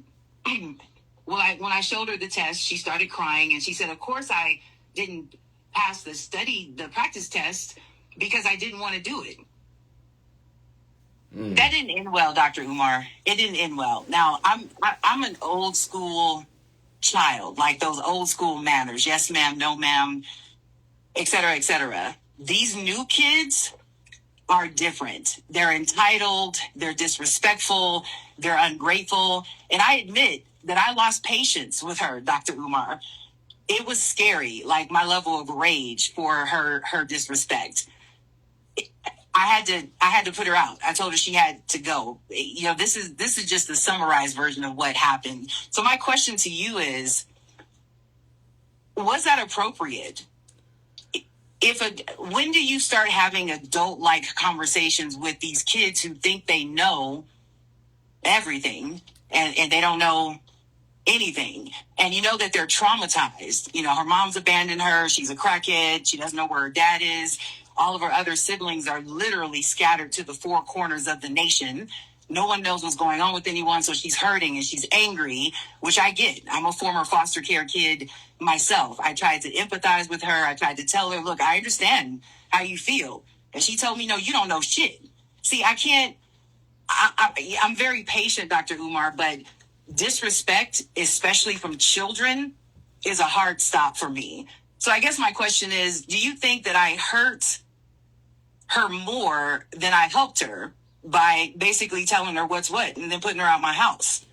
The fact that you gave her a place to stay before she got pregnant and she left and got pregnant and came back, I feel like you definitely did your job in trying to help her. And I don't think you have to tolerate disrespect. I do wonder, though, were you too forceful with her? I don't think so. Okay. I don't think so. Okay. So, I have a bachelor's in communication. I like to consider myself a skilled communicator. So I can switch up my vernacular when and where necessary. But when she took it to that grown woman level, I had to meet her there. Right. But she's still a child, though. Even though she took you to the grown woman level, she's still a child. Yes. But, sometimes you have to lower your vibrational frequency, like Lauryn Hill says, so these ignorant niggas can hear you. I felt like otherwise she wouldn't have. I think I was being too nice. I think letting her come here after I told her she couldn't come when she refused to go to school may have been a mistake because she wasn't maybe taking me seriously. Okay. What do you think? I wish we could have gotten some counseling before we sent her on her way. I would have liked to see how she would have responded. I tried. You did try that. They think they know everything, Dr. Umar. These are not, they're not our generation. They don't understand that they're a child's place. They never, and I think it's because they're exposed because of the internet and social media. They're exposed to material that they really shouldn't be seeing, hearing until much older in life. And because they can get these likes and follows, they think they're mini celebrities. No one's aspiring to be a doctor or a lawyer anymore. They all want to be an influencer and they want to do lashes, and it gives them a false sense of entitlement. And they think that they have license to address adults as though they are adults. Because, it's not this, they're not of our generation. Yeah. Even though I made peace with what happened, that it still nags at me a little bit. Did I fail her did I give up too soon? Question, did you cease all communication, or are you still communicating with her? I absolutely cease all communication. Absolutely. Do we know where she is and how she's doing right now? I hear things here and there that she's couch surfing with this newborn. Well, I think the baby might be around one now, which is exactly what I told her would happen when I asked her, what is your plan? I have plans. I have friends. They're going to babysit for me and I'm going to get a job. And I told her, yeah, that sounds nice. But it's highly unlikely. It's implausible. Do you know what that means? That's what I asked her. Highly unlikely to occur. Do you know how much childcare is? Do you think that your friends who are also 17 and 16 years old are going to give up their free time to watch your baby? Do you think life is going to get easier when the baby comes out? Why do you think I'm trying to push you to get to GED now? Let me ask you a question. And I agree with everything you're saying with regard to your messages to her. Mm-hmm. Do you think you met her with enough empathy emotionally in your dialogue? Yes, sir, I do. You don't think you came off as a drill instructor? No. You see, I get that a lot. I don't know if you remember, but I'm a poet, a provocative spoken word artist. So yeah, I did, I was trying to help her understand that I understood by sharing what I went through when I was her age. I asked her, do you know what I would have given for someone to have offered to come and stay in their $500,000 home in the guest room for free? And the only thing they wanted from me was just to go back to school. I understand your rage about being abandoned by your mother, who is your primary source, supposed to be your primary source of love and support, and what that feels like, alone and adrift and scary. It's terrifying. You don't understand. Hold on. It didn't come out as smoothly as I'm saying it to you now, because I had to keep telling her I'm still talking. First I talk, then you talk. Mm-hmm. First listen, and then you can talk. It just didn't go over well. Well, if you don't want to talk to me, let's talk to a therapist. Maybe they can help. No, nobody knows anything. Do you know what it feels like to not be? Even though I told her I know what it feels like to be abandoned by your mom. I tried, Dr. Umar. I just didn't have any more patience. I didn't have any more grace. Part of me is content. The other feels like, does she feel like I gave up on her too soon? Question, if she was in a crisis, life or death situation, would she feel comfortable reaching out to you? No. I made it very clear that she may never contact me again, and that's for my safety, because she was, again, 5 weeks away from her due date, and I was very near getting violent. That's how disrespectful she was. And I can't be going to jail for putting my hands on a minor who's pregnant. So, no, she can't contact me. She can't contact a lot of people. She can't stay anywhere. Every time I hear a new story about her being on a new couch, it's because the person she was staying with before put her out for the same reason. Disrespect. Lazy. Don't want to cook. Doesn't want to clean up. Just wants to do what she wants to do. oh, can so-and-so stay the night? Will you take me? But, doesn't contribute anything to the household. It's brazen disrespect. She's just completely unaware. So no, Dr. Umar, she can't call me. Hell no. I just wonder if there was something I could have done maybe to have gotten through to her. I mean, I don't think it's too late. I understand you guys got to have your space right now. That's understandable, but I don't think it'd be a bad thing to invite her out to maybe a monthly luncheon where you guys just have a conversation just to check in with her. I don't like the fact that she don't feel comfortable reaching out to you in a crisis, because God forbid if she ever ends up in one, we want her to make the call if she has to. So I don't think you have to invite her back into the home, but I do think that there should be a line of communication, because I'm not sure if she has anybody else who's healthy and sane and has their life together that she can reach out to. God forbid if her or that baby ends up in a situation. God forbid, indeed. Yeah, but what do you do? I guess that would be the primary question. What do you do when you're trying to get through to a person who they're dead set on just being negative? They don't want, I think it was too peaceful over here. I light my candles and incense and chill and do what I'm supposed to do. And I think she was uncomfortable in that environment because it wasn't toxic, because there wasn't someone drunk or doing that's where she came from. So she was, sorry for saying, just completely psychologically fucked up. What can I do? Nothing at this point. It's a pickle, right? Yeah, maybe you could take us some information on some programs and things. Does she have a caseworker that's working with her? I don't know, Dr. Umar. My biggest concern for her and that baby, and this is why I'm asking you to establish some line of communication. That this sex trafficking thing is out of control, especially for young black women. I told her. And for her to be that young and for that baby to be that young, I am very concerned about her living house to house.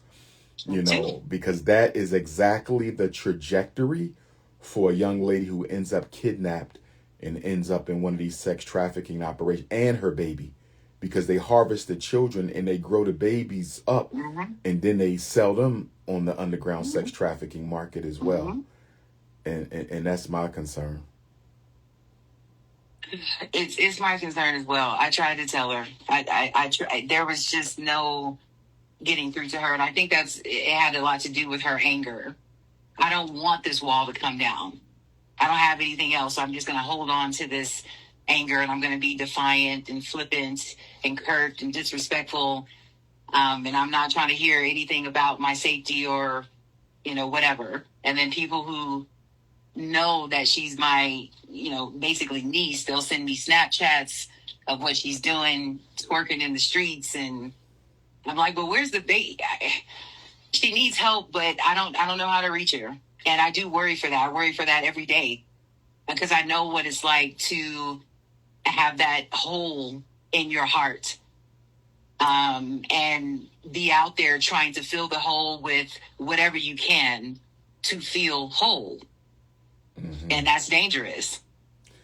I walked this walk. Unfortunately, I succumbed to things I shouldn't have, looking for love, looking for acceptance.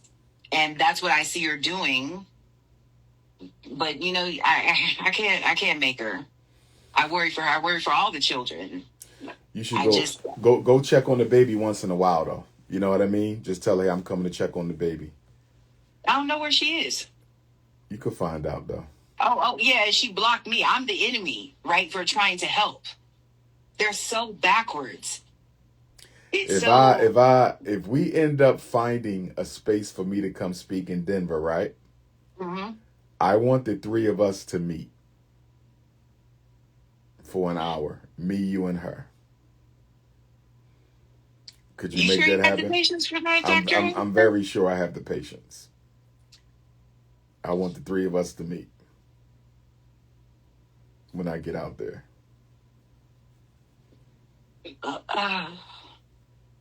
This one is this case is it's very challenging. I've seen them all. I've seen it all. I believe you. I believe you. So you got to find out where she is because you need a phone number for her. And you can tell her when Dr. Umar comes to town, he's going to meet with us. You know what? That doesn't sound like a bad idea. Yeah. Maybe I will. Yeah. Maybe I will try and find her. We're going to do it. We're going to do it.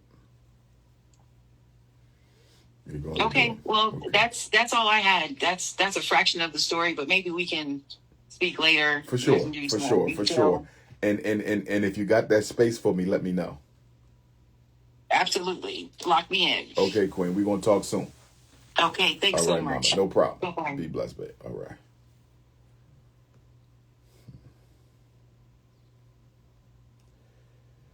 And see, before I go to the next caller, this is why I'm sick and tired of seeing black men and black women on the internet talking about how the opposite sex doesn't measure up to their standards when we have all these children in the community who needs our love and attention. And rather than service our babies, service our young people, rather than build institutions and systems, rather than create infrastructure for the black community, all we want to do is talk about relationship problems with the opposite sex. I'm tired of hearing about it. I don't know about all of you, but I'm tired of hearing about it. That is not the priority right now. I am sick and tired of men talking about what's wrong with women. I'm sick and tired of women talking about what's wrong with men. I want to talk about what's wrong with the community and why we not serving our children. That's what I want to talk about. Let's talk about what's wrong with the community. Where is that podcast at? Where is the podcast talking about how we going to save these teenage baby moms? Where's the podcast talking about how we going to save these teenage baby dads? That's what I want. Where's that podcast at? Where's that podcast at? Because all I'm seeing is relationship. What about the damn community? Where is that panel discussion at? I don't hear nothing about that. I keep hearing about all this other stuff. Let's get back to the phones. Let's see if we got a tap in.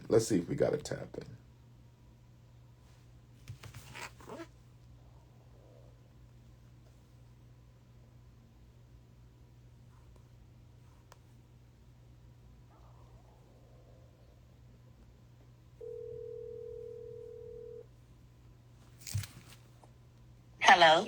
Good morning, Sister Denidra. Am I saying that right? Yes, you did. Good morning. How's Winston-Salem, North Carolina?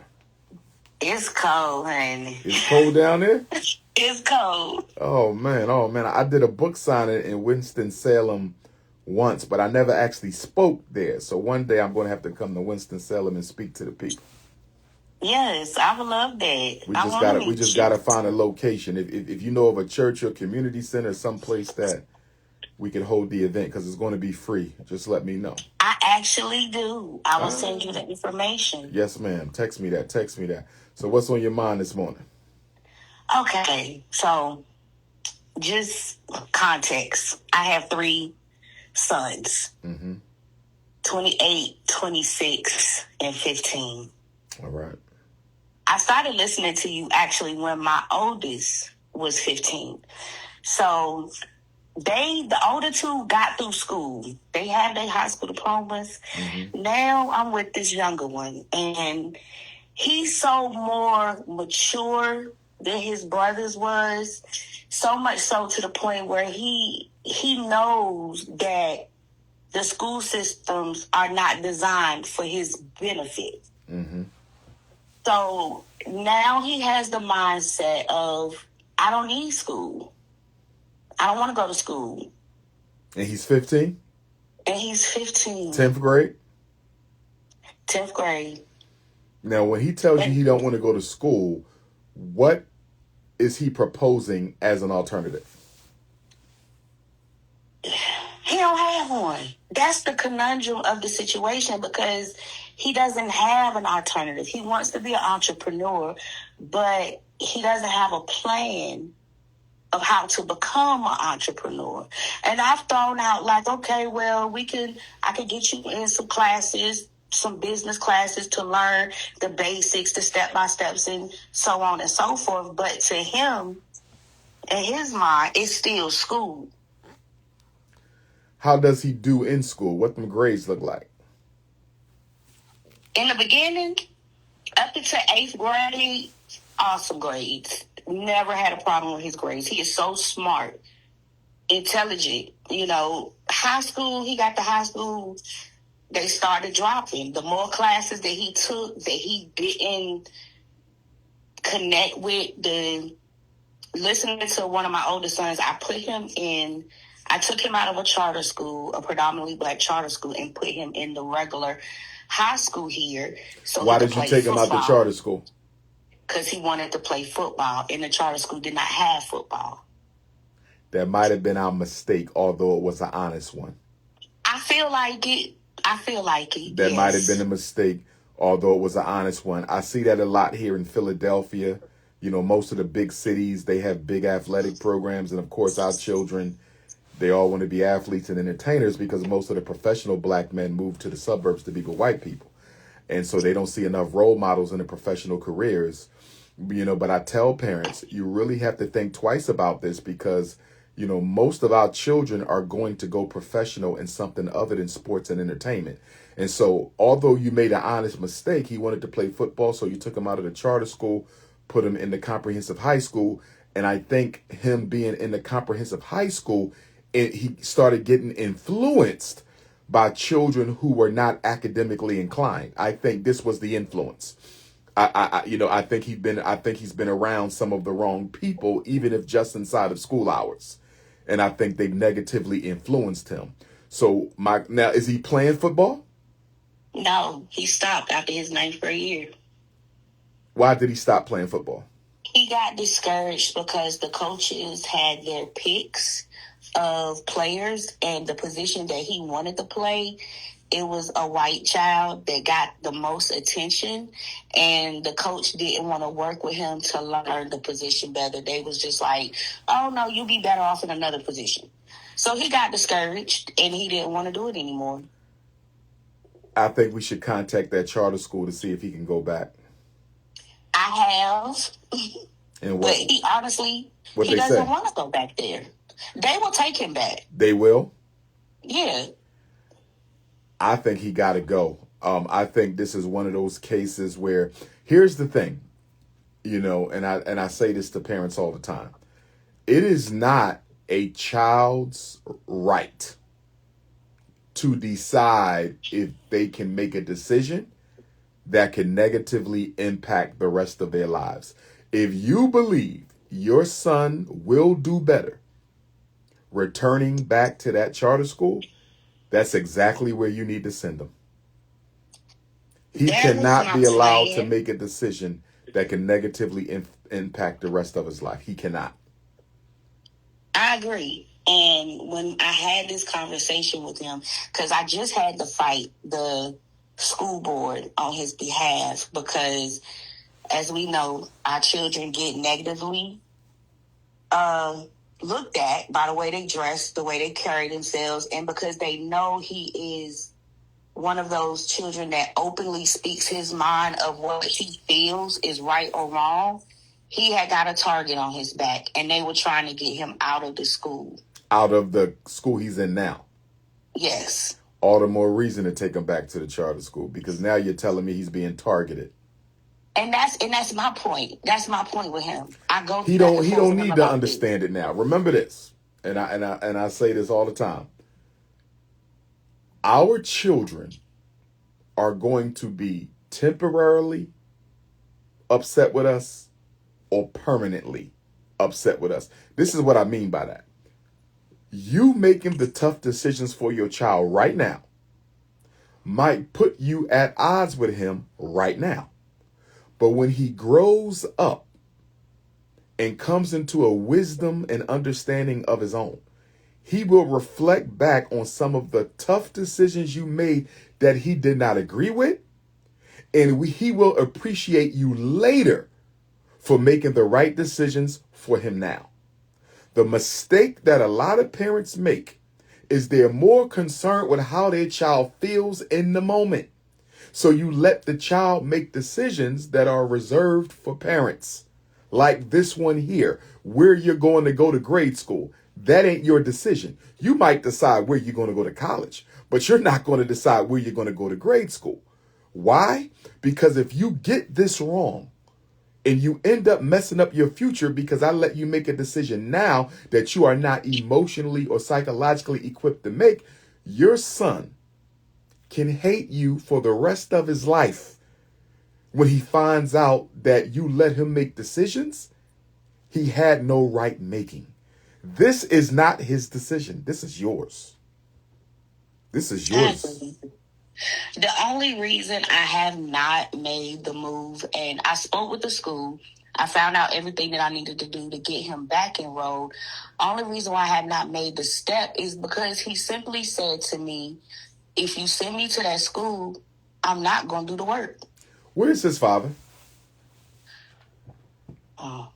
See, what had happened was he don't want a relationship with his father. Where is the father? He's in Winston-Salem. Okay, when you say he don't want a relationship with his father, what exactly do you mean by that? Why doesn't he want a relationship with his father? Basically, kind of similar to I've been listening to some of the calls, and I resonated with one of your callers, the lady that was speaking about the father. My son's father would only come around to be in my face. And when my son realized that, he made the decision that he didn't want to have a relationship with him because he said, when he comes to see me, it's only to see you. So unless he wants to see me, I don't want a relationship with him. And as he got older, I would still try to, encourage him to see his father, push, if his father wanted to get with him, I would take him to see his father. And it got to the point where me and him actually got into an argument because he told me not to contact his father on his behalf anymore. He said, if I want a relationship with him, I'll contact him myself. He doesn't call me, so I'm not calling him, and I don't want you to call him. You and the father, are you cordial to one another? Yeah. I mean, he's not really, he's not a father.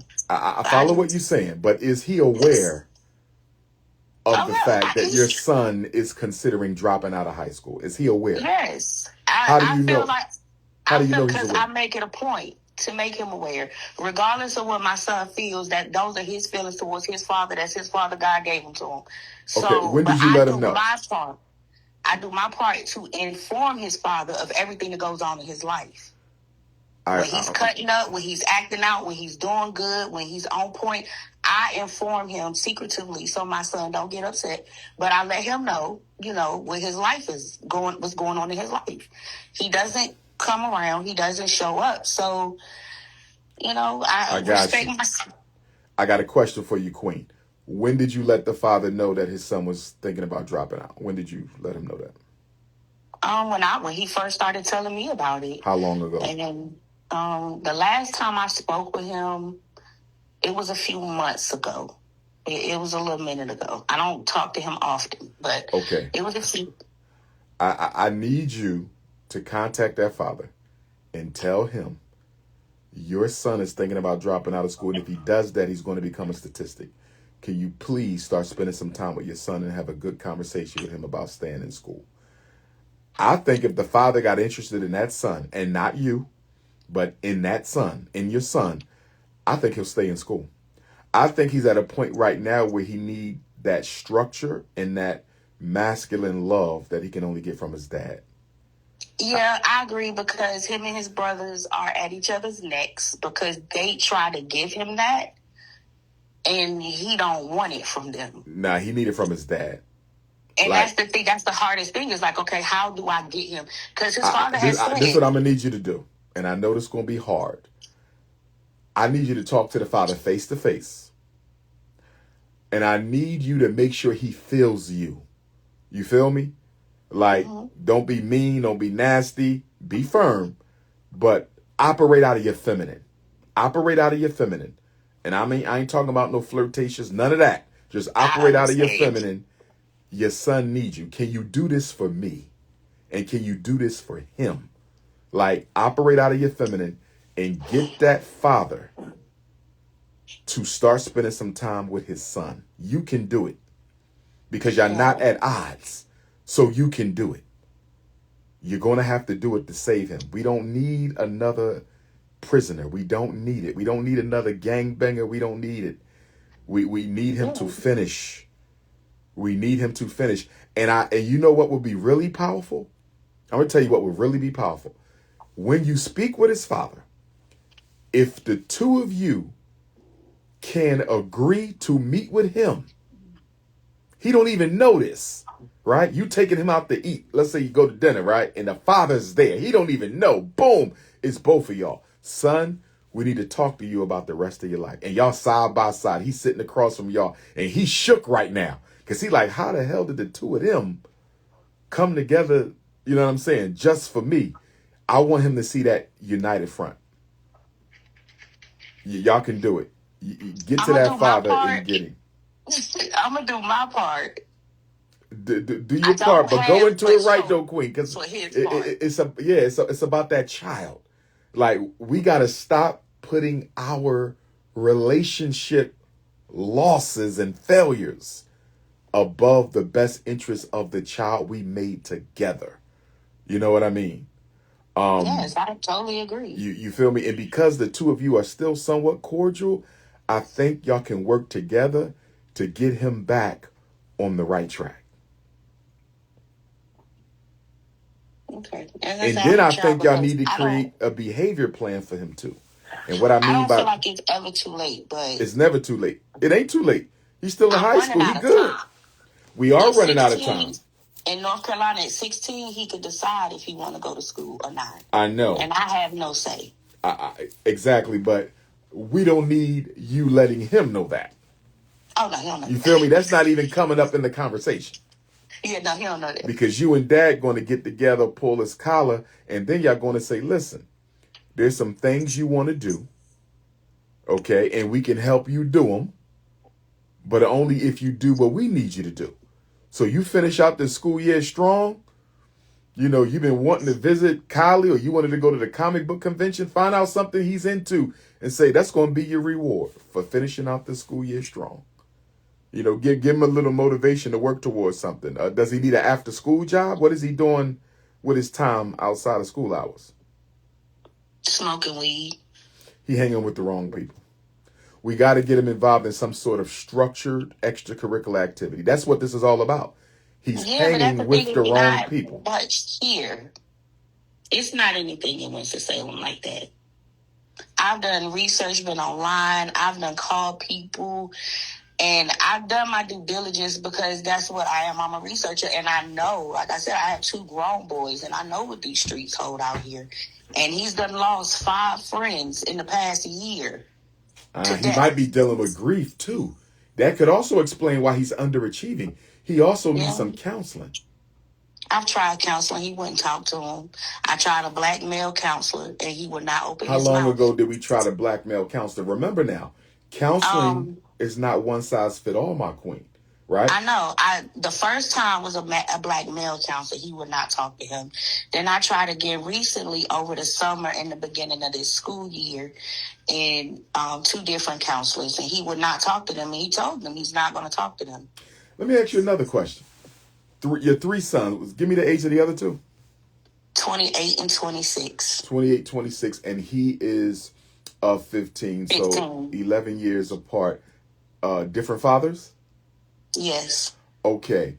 Is it possible that his failure to achieve in school is due to the fact that he perceives that you may not love, nurture, or care for him as well as you did with his older brothers? No. No? There's no difference. He don't perceive any type of differences there? he perceives a difference, but not in that way. It's the reverse. Meaning what? He knows, he said he's mad at his brothers because they don't have a good relationship with me. Meaning they don't come do the things that you would think a son would do for their mother. You know what I'm saying? He's here. He does those things for me. And he doesn't like the fact that they don't. Okay. I got you. And how much time are you spending with him outside the house? When I'm not at work, I try to spend as much time as I can with him, but he's at that age where he feels like it's weird for us to spend time together. Okay. So I sneak and make him go to the store with me just so I can spend time with him. Yeah, the influences ain't good. Yeah, get to that dad. And we also got to get him another counselor to deal with that grief. Because he lost 5 friends. That by itself can be the reason why he's ready to drop out of school. He has no motivation and he's depressed. Because he's going through the grief. I feel like that. Yeah, the loss of, and that's why he's smoking the weed too. It's social, but it's also self-medication to deal with the loss of 5. Most people go through a deep grieving and depression period when they lose 1 person. He lost 5? 6, actually. 6? He lost 6. A 15-year-old lost 6 people he cared about? Yeah, the 6th person, I keep telling him he refuses to accept it, but when I divorced my ex-wife, I feel like he was hurt. You said ex-wife or ex-husband? I said ex-wife, sir. Okay, I understand, Quinn. I understand. No disrespect. So you were married. No. Okay. You were married to a woman. Did y'all live in a house with your son? Yes, we was married from the time he was 1 up until we separated when he was 12. And how did your son feel about you being married to a woman? It didn't bother him at first because he was younger. And then he went through a period where he was bothered because kids picked on him and was like, that's his dad. And he was like, no, it's not. That's my mom. You know, speaking of my ex-wife.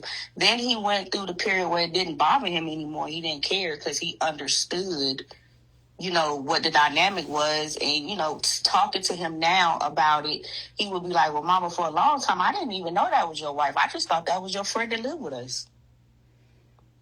Because I wasn't like, you know, kissing all on her and, you know, putting that in my kid's face because that's just not who I am. So he knew, you know what I'm saying? Let me ask you a question.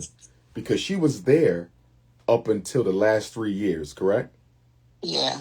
Is it possible that during your relationship with her, before your divorce, does your son feel like his mom put her significant other and your relationship above him? If I were to talk to your son, would he tell me, Dr. Umar, my mother cared more about that other woman than she cared about me? I would say yes, because he's expressed times where I took her side and not his. Like if he would have done something wrong and she chastised him for it, and I would side with her. So yeah, I say he would say that. And let me ask you a question.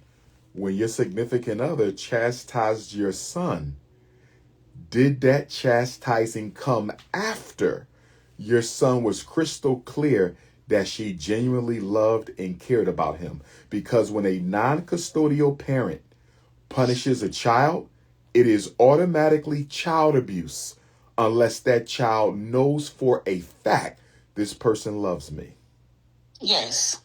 I feel like he knows. Because he knew she loved him. Like they were best friends as a child and a parent could be. Like she taught him how to ride his bike, color. She played with him. She did those boy things with him that he wanted that I didn't want to do because I'm a girl. I got you. Yeah. He needs, you and Dad got to come together. He lost that second person because of their relationship. And once it went bad, it went all the way bad, honey. So he has a lot of anger towards her. He has a lot of anger towards her. So he feels like she was abusive.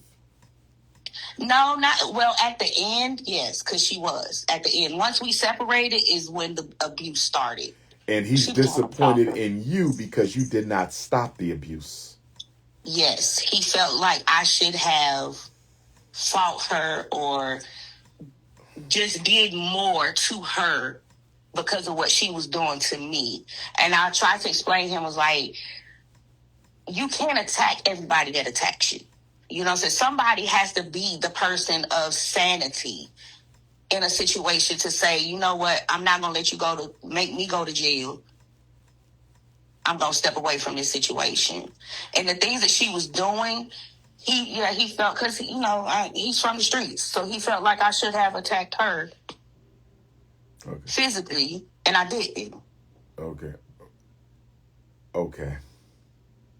So, yes, there needs to be therapy all the way around. There needs to be therapy between father and son. There needs to be therapy between mom and son. There needs to be therapy with mom, dad, and son. He also needs some grief therapy. That's why he's thinking about dropping out of school. Because he got so much going on inside of him.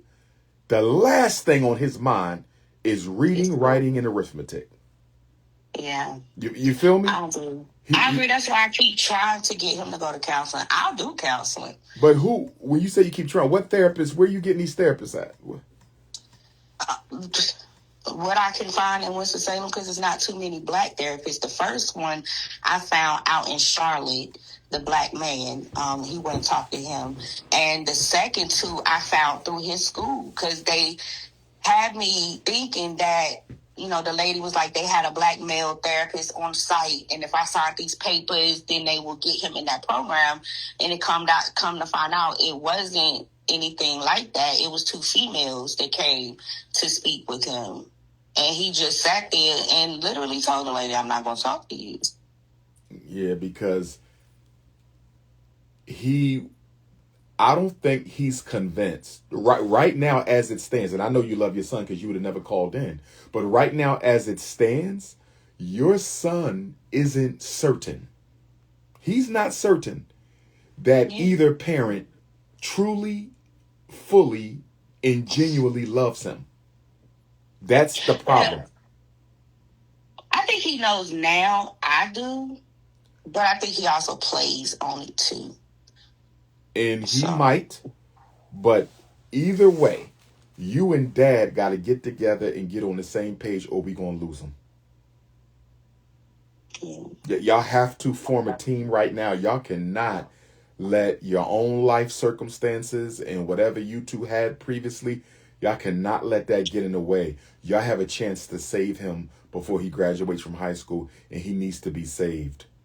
Now, my last case thing, and I want him to get a high school diploma. Don't get me wrong. I want him to finish.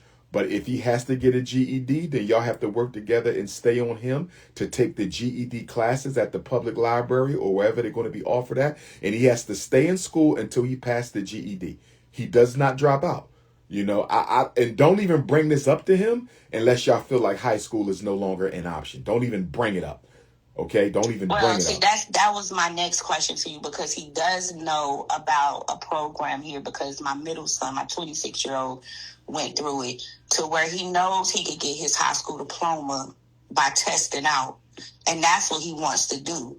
But he can't do it until he's old enough, which is 16. Right. But I want him to get the diploma because, the diploma, school also keeps him out of trouble. You feel me? So I want him in school. But if you and the father, and y'all got to make this decision together, but if you and the father feel like he ain't going to cross that 12th grade finish line, then he still has to stay in school.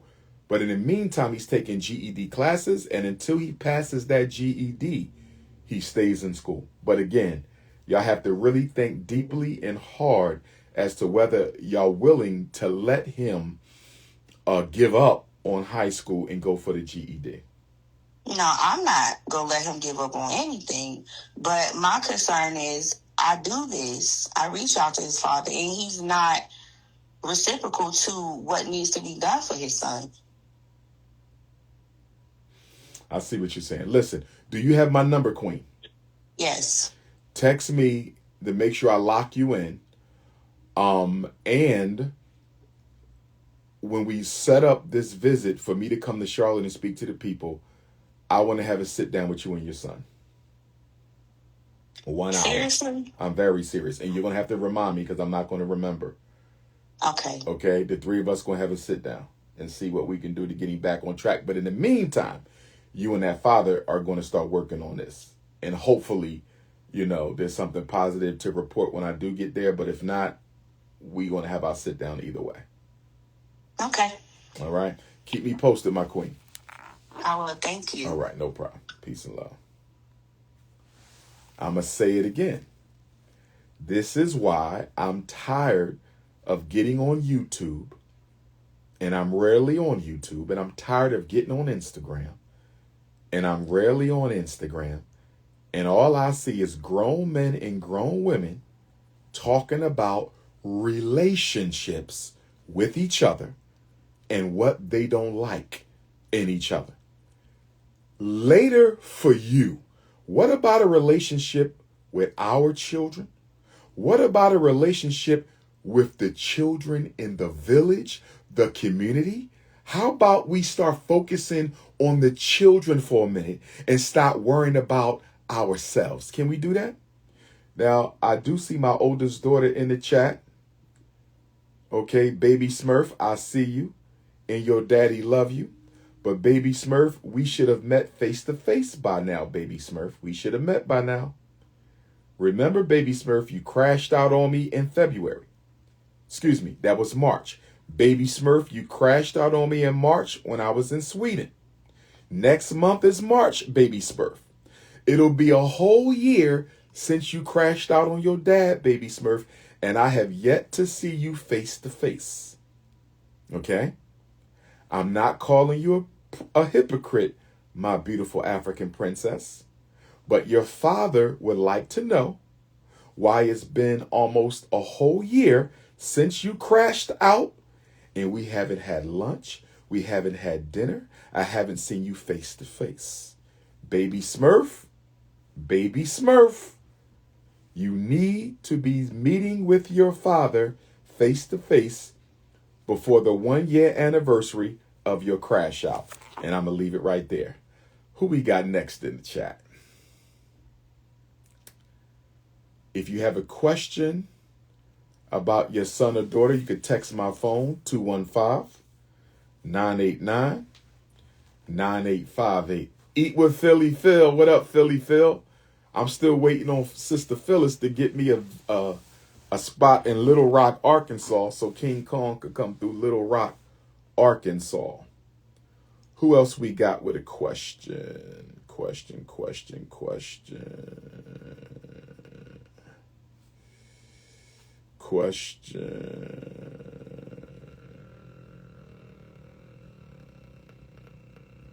Let me see who this one is.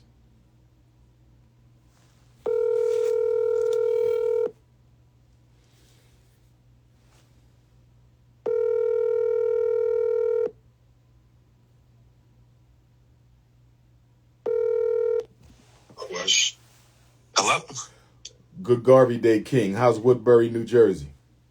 Woodbury, New Jersey's Jersey. You know, how you doing? Yes, sir. All is well, bro. So you said you're working on a Black History presentation. Yes, for my school district. Okay. It's basically... Go ahead. So basically, we're just, it's either going to entitle U.S. 1-2 history and world history, or also encompassing the actual Black history of Woodbury, because Black people have been in the town since the 1700s. But when we spoke to our historical society, all they really had was a single civil rights, not history lesson. So it's like you're missing about 400 years of history. Now, New Jersey, because it's such a small state geographically, don't limit it to Woodbury. Do the state. Yeah, because I was also going to include Camden as well. Yeah. Show how historically Black Camden was. Yes, sir. Make sure you do the state. You got to put Paul Robeson up in there. Okay, Paul Robeson. Got to deal with Paul Robeson. He's one of our greatest, and he's from Jersey. Yeah, he played football at Rowan. Yes, sir. Yes, sir. That man was an attorney. He was an All-American athlete. He was one of the first blacks to star in a major opera, TV show, you name it. Paul Robeson. He was an activist. You know, America took his path. You got to do. You also have to do the the Dutch roots of New Jersey. Make sure you start with the Dutch, and then how New Jersey came to be owned by the English. So go all the way back to slavery, when it started, where it ended, where they used to sell the slaves at, our ancestors, the enslaved Africans in New Jersey. Okay. Make sure you give them all that. You know what I mean? But there's a lot to be done with New Jersey. Underground Railroad goes through New Jersey. Actually, I just helped my. I think I talked to you. I texted you about it. But I just helped my professor publish the full collection that William Still for the Underground Railroad in Philly. Absolutely. And to be honest, I might got to take him on a couple trips. You know what I mean? Because the Constitution Center in Philadelphia, which is across the street from the Liberty Bell and Independence Mall, you know, has a very good From Slavery to Freedom exhibit in there. It ain't long. It only take them maybe 45 minutes to get through it, but it's powerful. And you know, we also got the Lest We Forget African Holocaust Museum in Philadelphia. Okay, and then up in New York, you got to take them to the Schomburg Center for Research in Black Culture up in New York. And then, of course, the cemetery, which is skipping my mind right now, the cemetery where all the ancestors are buried at up there in New York. Malcolm X, you know, Dr. Ben, Khalid Muhammad, James Baldwin. I mean, you got all these great black ancestors in that one cemetery. You know what I mean? But there's a lot in Jersey proper, too. You know, you just got to get on Amazon or go to the public library and get you a couple good books on the history of New Jersey. But make sure you hit on that slavery coming from the Dutch, because New Jersey and New York were owned by the Dutch before they came to be owned by, you know, the British and the United States. So give them that Dutch slavery, because, you know, our ancestors spoke Dutch in New Jersey and New York. And to my knowledge, those are the only two states where the enslaved Africans spoke Dutch. So, for example, Sojourner Truth, she was enslaved in New York. Sojourner Truth spoke Dutch. And that's how they came to find out that the Ain't I a Woman poem, the rendition that is often recited, it's not authentic, because it's spoken with English Ebonics. And Sojourner Truth didn't speak Ebonics because Sojourner Truth spoke Dutch. You know what I mean? But that Paul Robeson is going to be major, bro.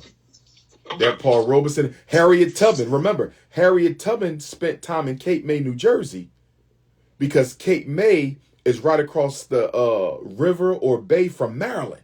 So they would often take the boat from Maryland over to Cape May, New Jersey, and then they would go north through Jersey. So make sure you hit on Harriet Tubman as well. In fact, there's a statue of Harriet Tubman in southern New Jersey somewhere, and I'm forgetting where that is. And let me give you another thing you got to hit on.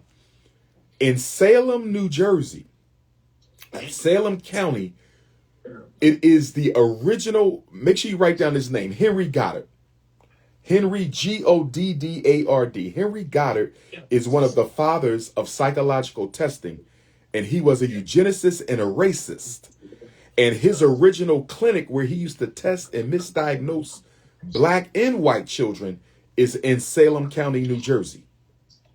And I think it's now owned by Elwyn Incorporated, ELWYN. So make sure you do the history of eugenics in New Jersey and Henry Goddard, the Henry Goddard School, because all of that is part of the black struggle in New Jersey. And you got to do the civil rights history in New Jersey as well. One of the main points of the presentation, though, was exactly on the common misconception that all our history is slavery, segregation, civil rights. So what would you say if you wanted to tell them 2026 and going up, what should black people be? So even though we're going to talk about history, I also want to touch on black future as well. Let me ask you a question. What grades is this presentation for? Right now it's going to be from 9 through 12, but last year I also spoke through K through 5th as well. So I have to switch up both presentations. I got you. Also, make sure you hit up the inventors from New Jersey. Okay. There's several black inventors from New Jersey. The big thing is to make sure You give them some African history and culture before we got here. Make sure they understand. You understand that the roots, most of our time on earth was before slavery. Even though slavery was significant, they got to know the prehistory of slavery. All right, I appreciate it. I'm getting ready to go to the mountains. My boy, he getting married. Oh man, congrats! To a black woman. Powerful, powerful. Black love. Black love. That's right. Black queens forever. Snow bunnies never. Bunnies never. Yes, sir. Before you go though, I just might need a little favor. Last year, you called me a snow bunny. I just need you to say Big Bro is not a snow bunny. Why did I say that last year? Because I can hop on the live. I can send you the video. Okay, but you didn't have a snow bunny though. Nope. All right. I gotta verify that first though. Let me talk to some of the Woodbury, New Jersey queens and make sure you ain't bunny hopping out there, and then we take care of that. All right, King. Be safe, bro. All right, you'll be good. Be safe. Don't No let them doubt. get you. All right, King. Hey, listen. Even though it's Black History Month, Black History is every damn day we alive. Oh, of course. And Dr. Carter G. Woodson said that. Remember now, this is why we got to do the history on Black history. Dr. Carter G. Woodson said you study who you are 365 days a year, but in February, we intensify the study of who we are and we celebrate who we are. So Black History Month is like Christmas for the Christians. They worship Jesus every day. But on December the 25th, they intensify the worship of Christ. It's what Ramadan is for the Muslims. They worship Allah every day. But during the month of Ramadan, they intensify their worship and dedication to their religion. So February is just the culmination of a year-long celebration of who we are. I appreciate that. No doubt. And make sure the children know that. Because remember, the whole reason behind Dr. Carter G. Woodson starting Black History Month 100 years ago is white people said we had no history.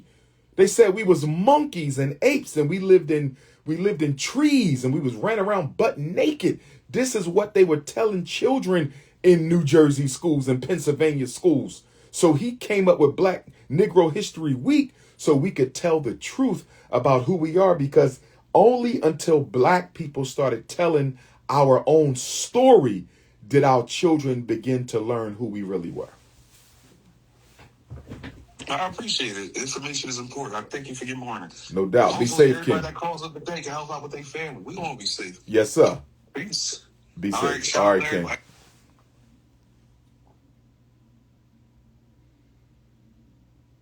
Okay. So, brothers and sisters, on that note, we need FDMG. We definitely need FDMG. I hope all my brothers out there is ready for this. I hope all my brothers out there is ready for this, for the FDMG movement. We're going to be camping with the young men. We're going to be fishing with the young men. We're going to be military training with the young men. It's about to be crazy. FDMG is about to be the one-stop shop for the Black male development. FDMG is about to be the one-stop shop for Black community development. It's going to be the one-stop shop for Black women development. I hope y'all ready. I hope y'all ready, because it's coming. It's coming, brothers and sisters. Make sure you hit the PayPal. PayPal.me/FDMG Academy. PayPal.me/FDMG Academy. Make sure you hit your PayPal for Black boys. PayPal.me/FDMG Academy. If you're already on PayPal, you just hit FDMG Academy. If you need the mailing address to send a check or money order, P.O. Box 9634, Wilmington, Delaware. P.O. Box 9634, Wilmington, Delaware, 19809. If you need to reach me, 215-989-9858. 215-989-9858. 215-989-9858. Happy Black History Month. Happy FDMG. We ready, y'all. Black queens forever. Snow bunnies never.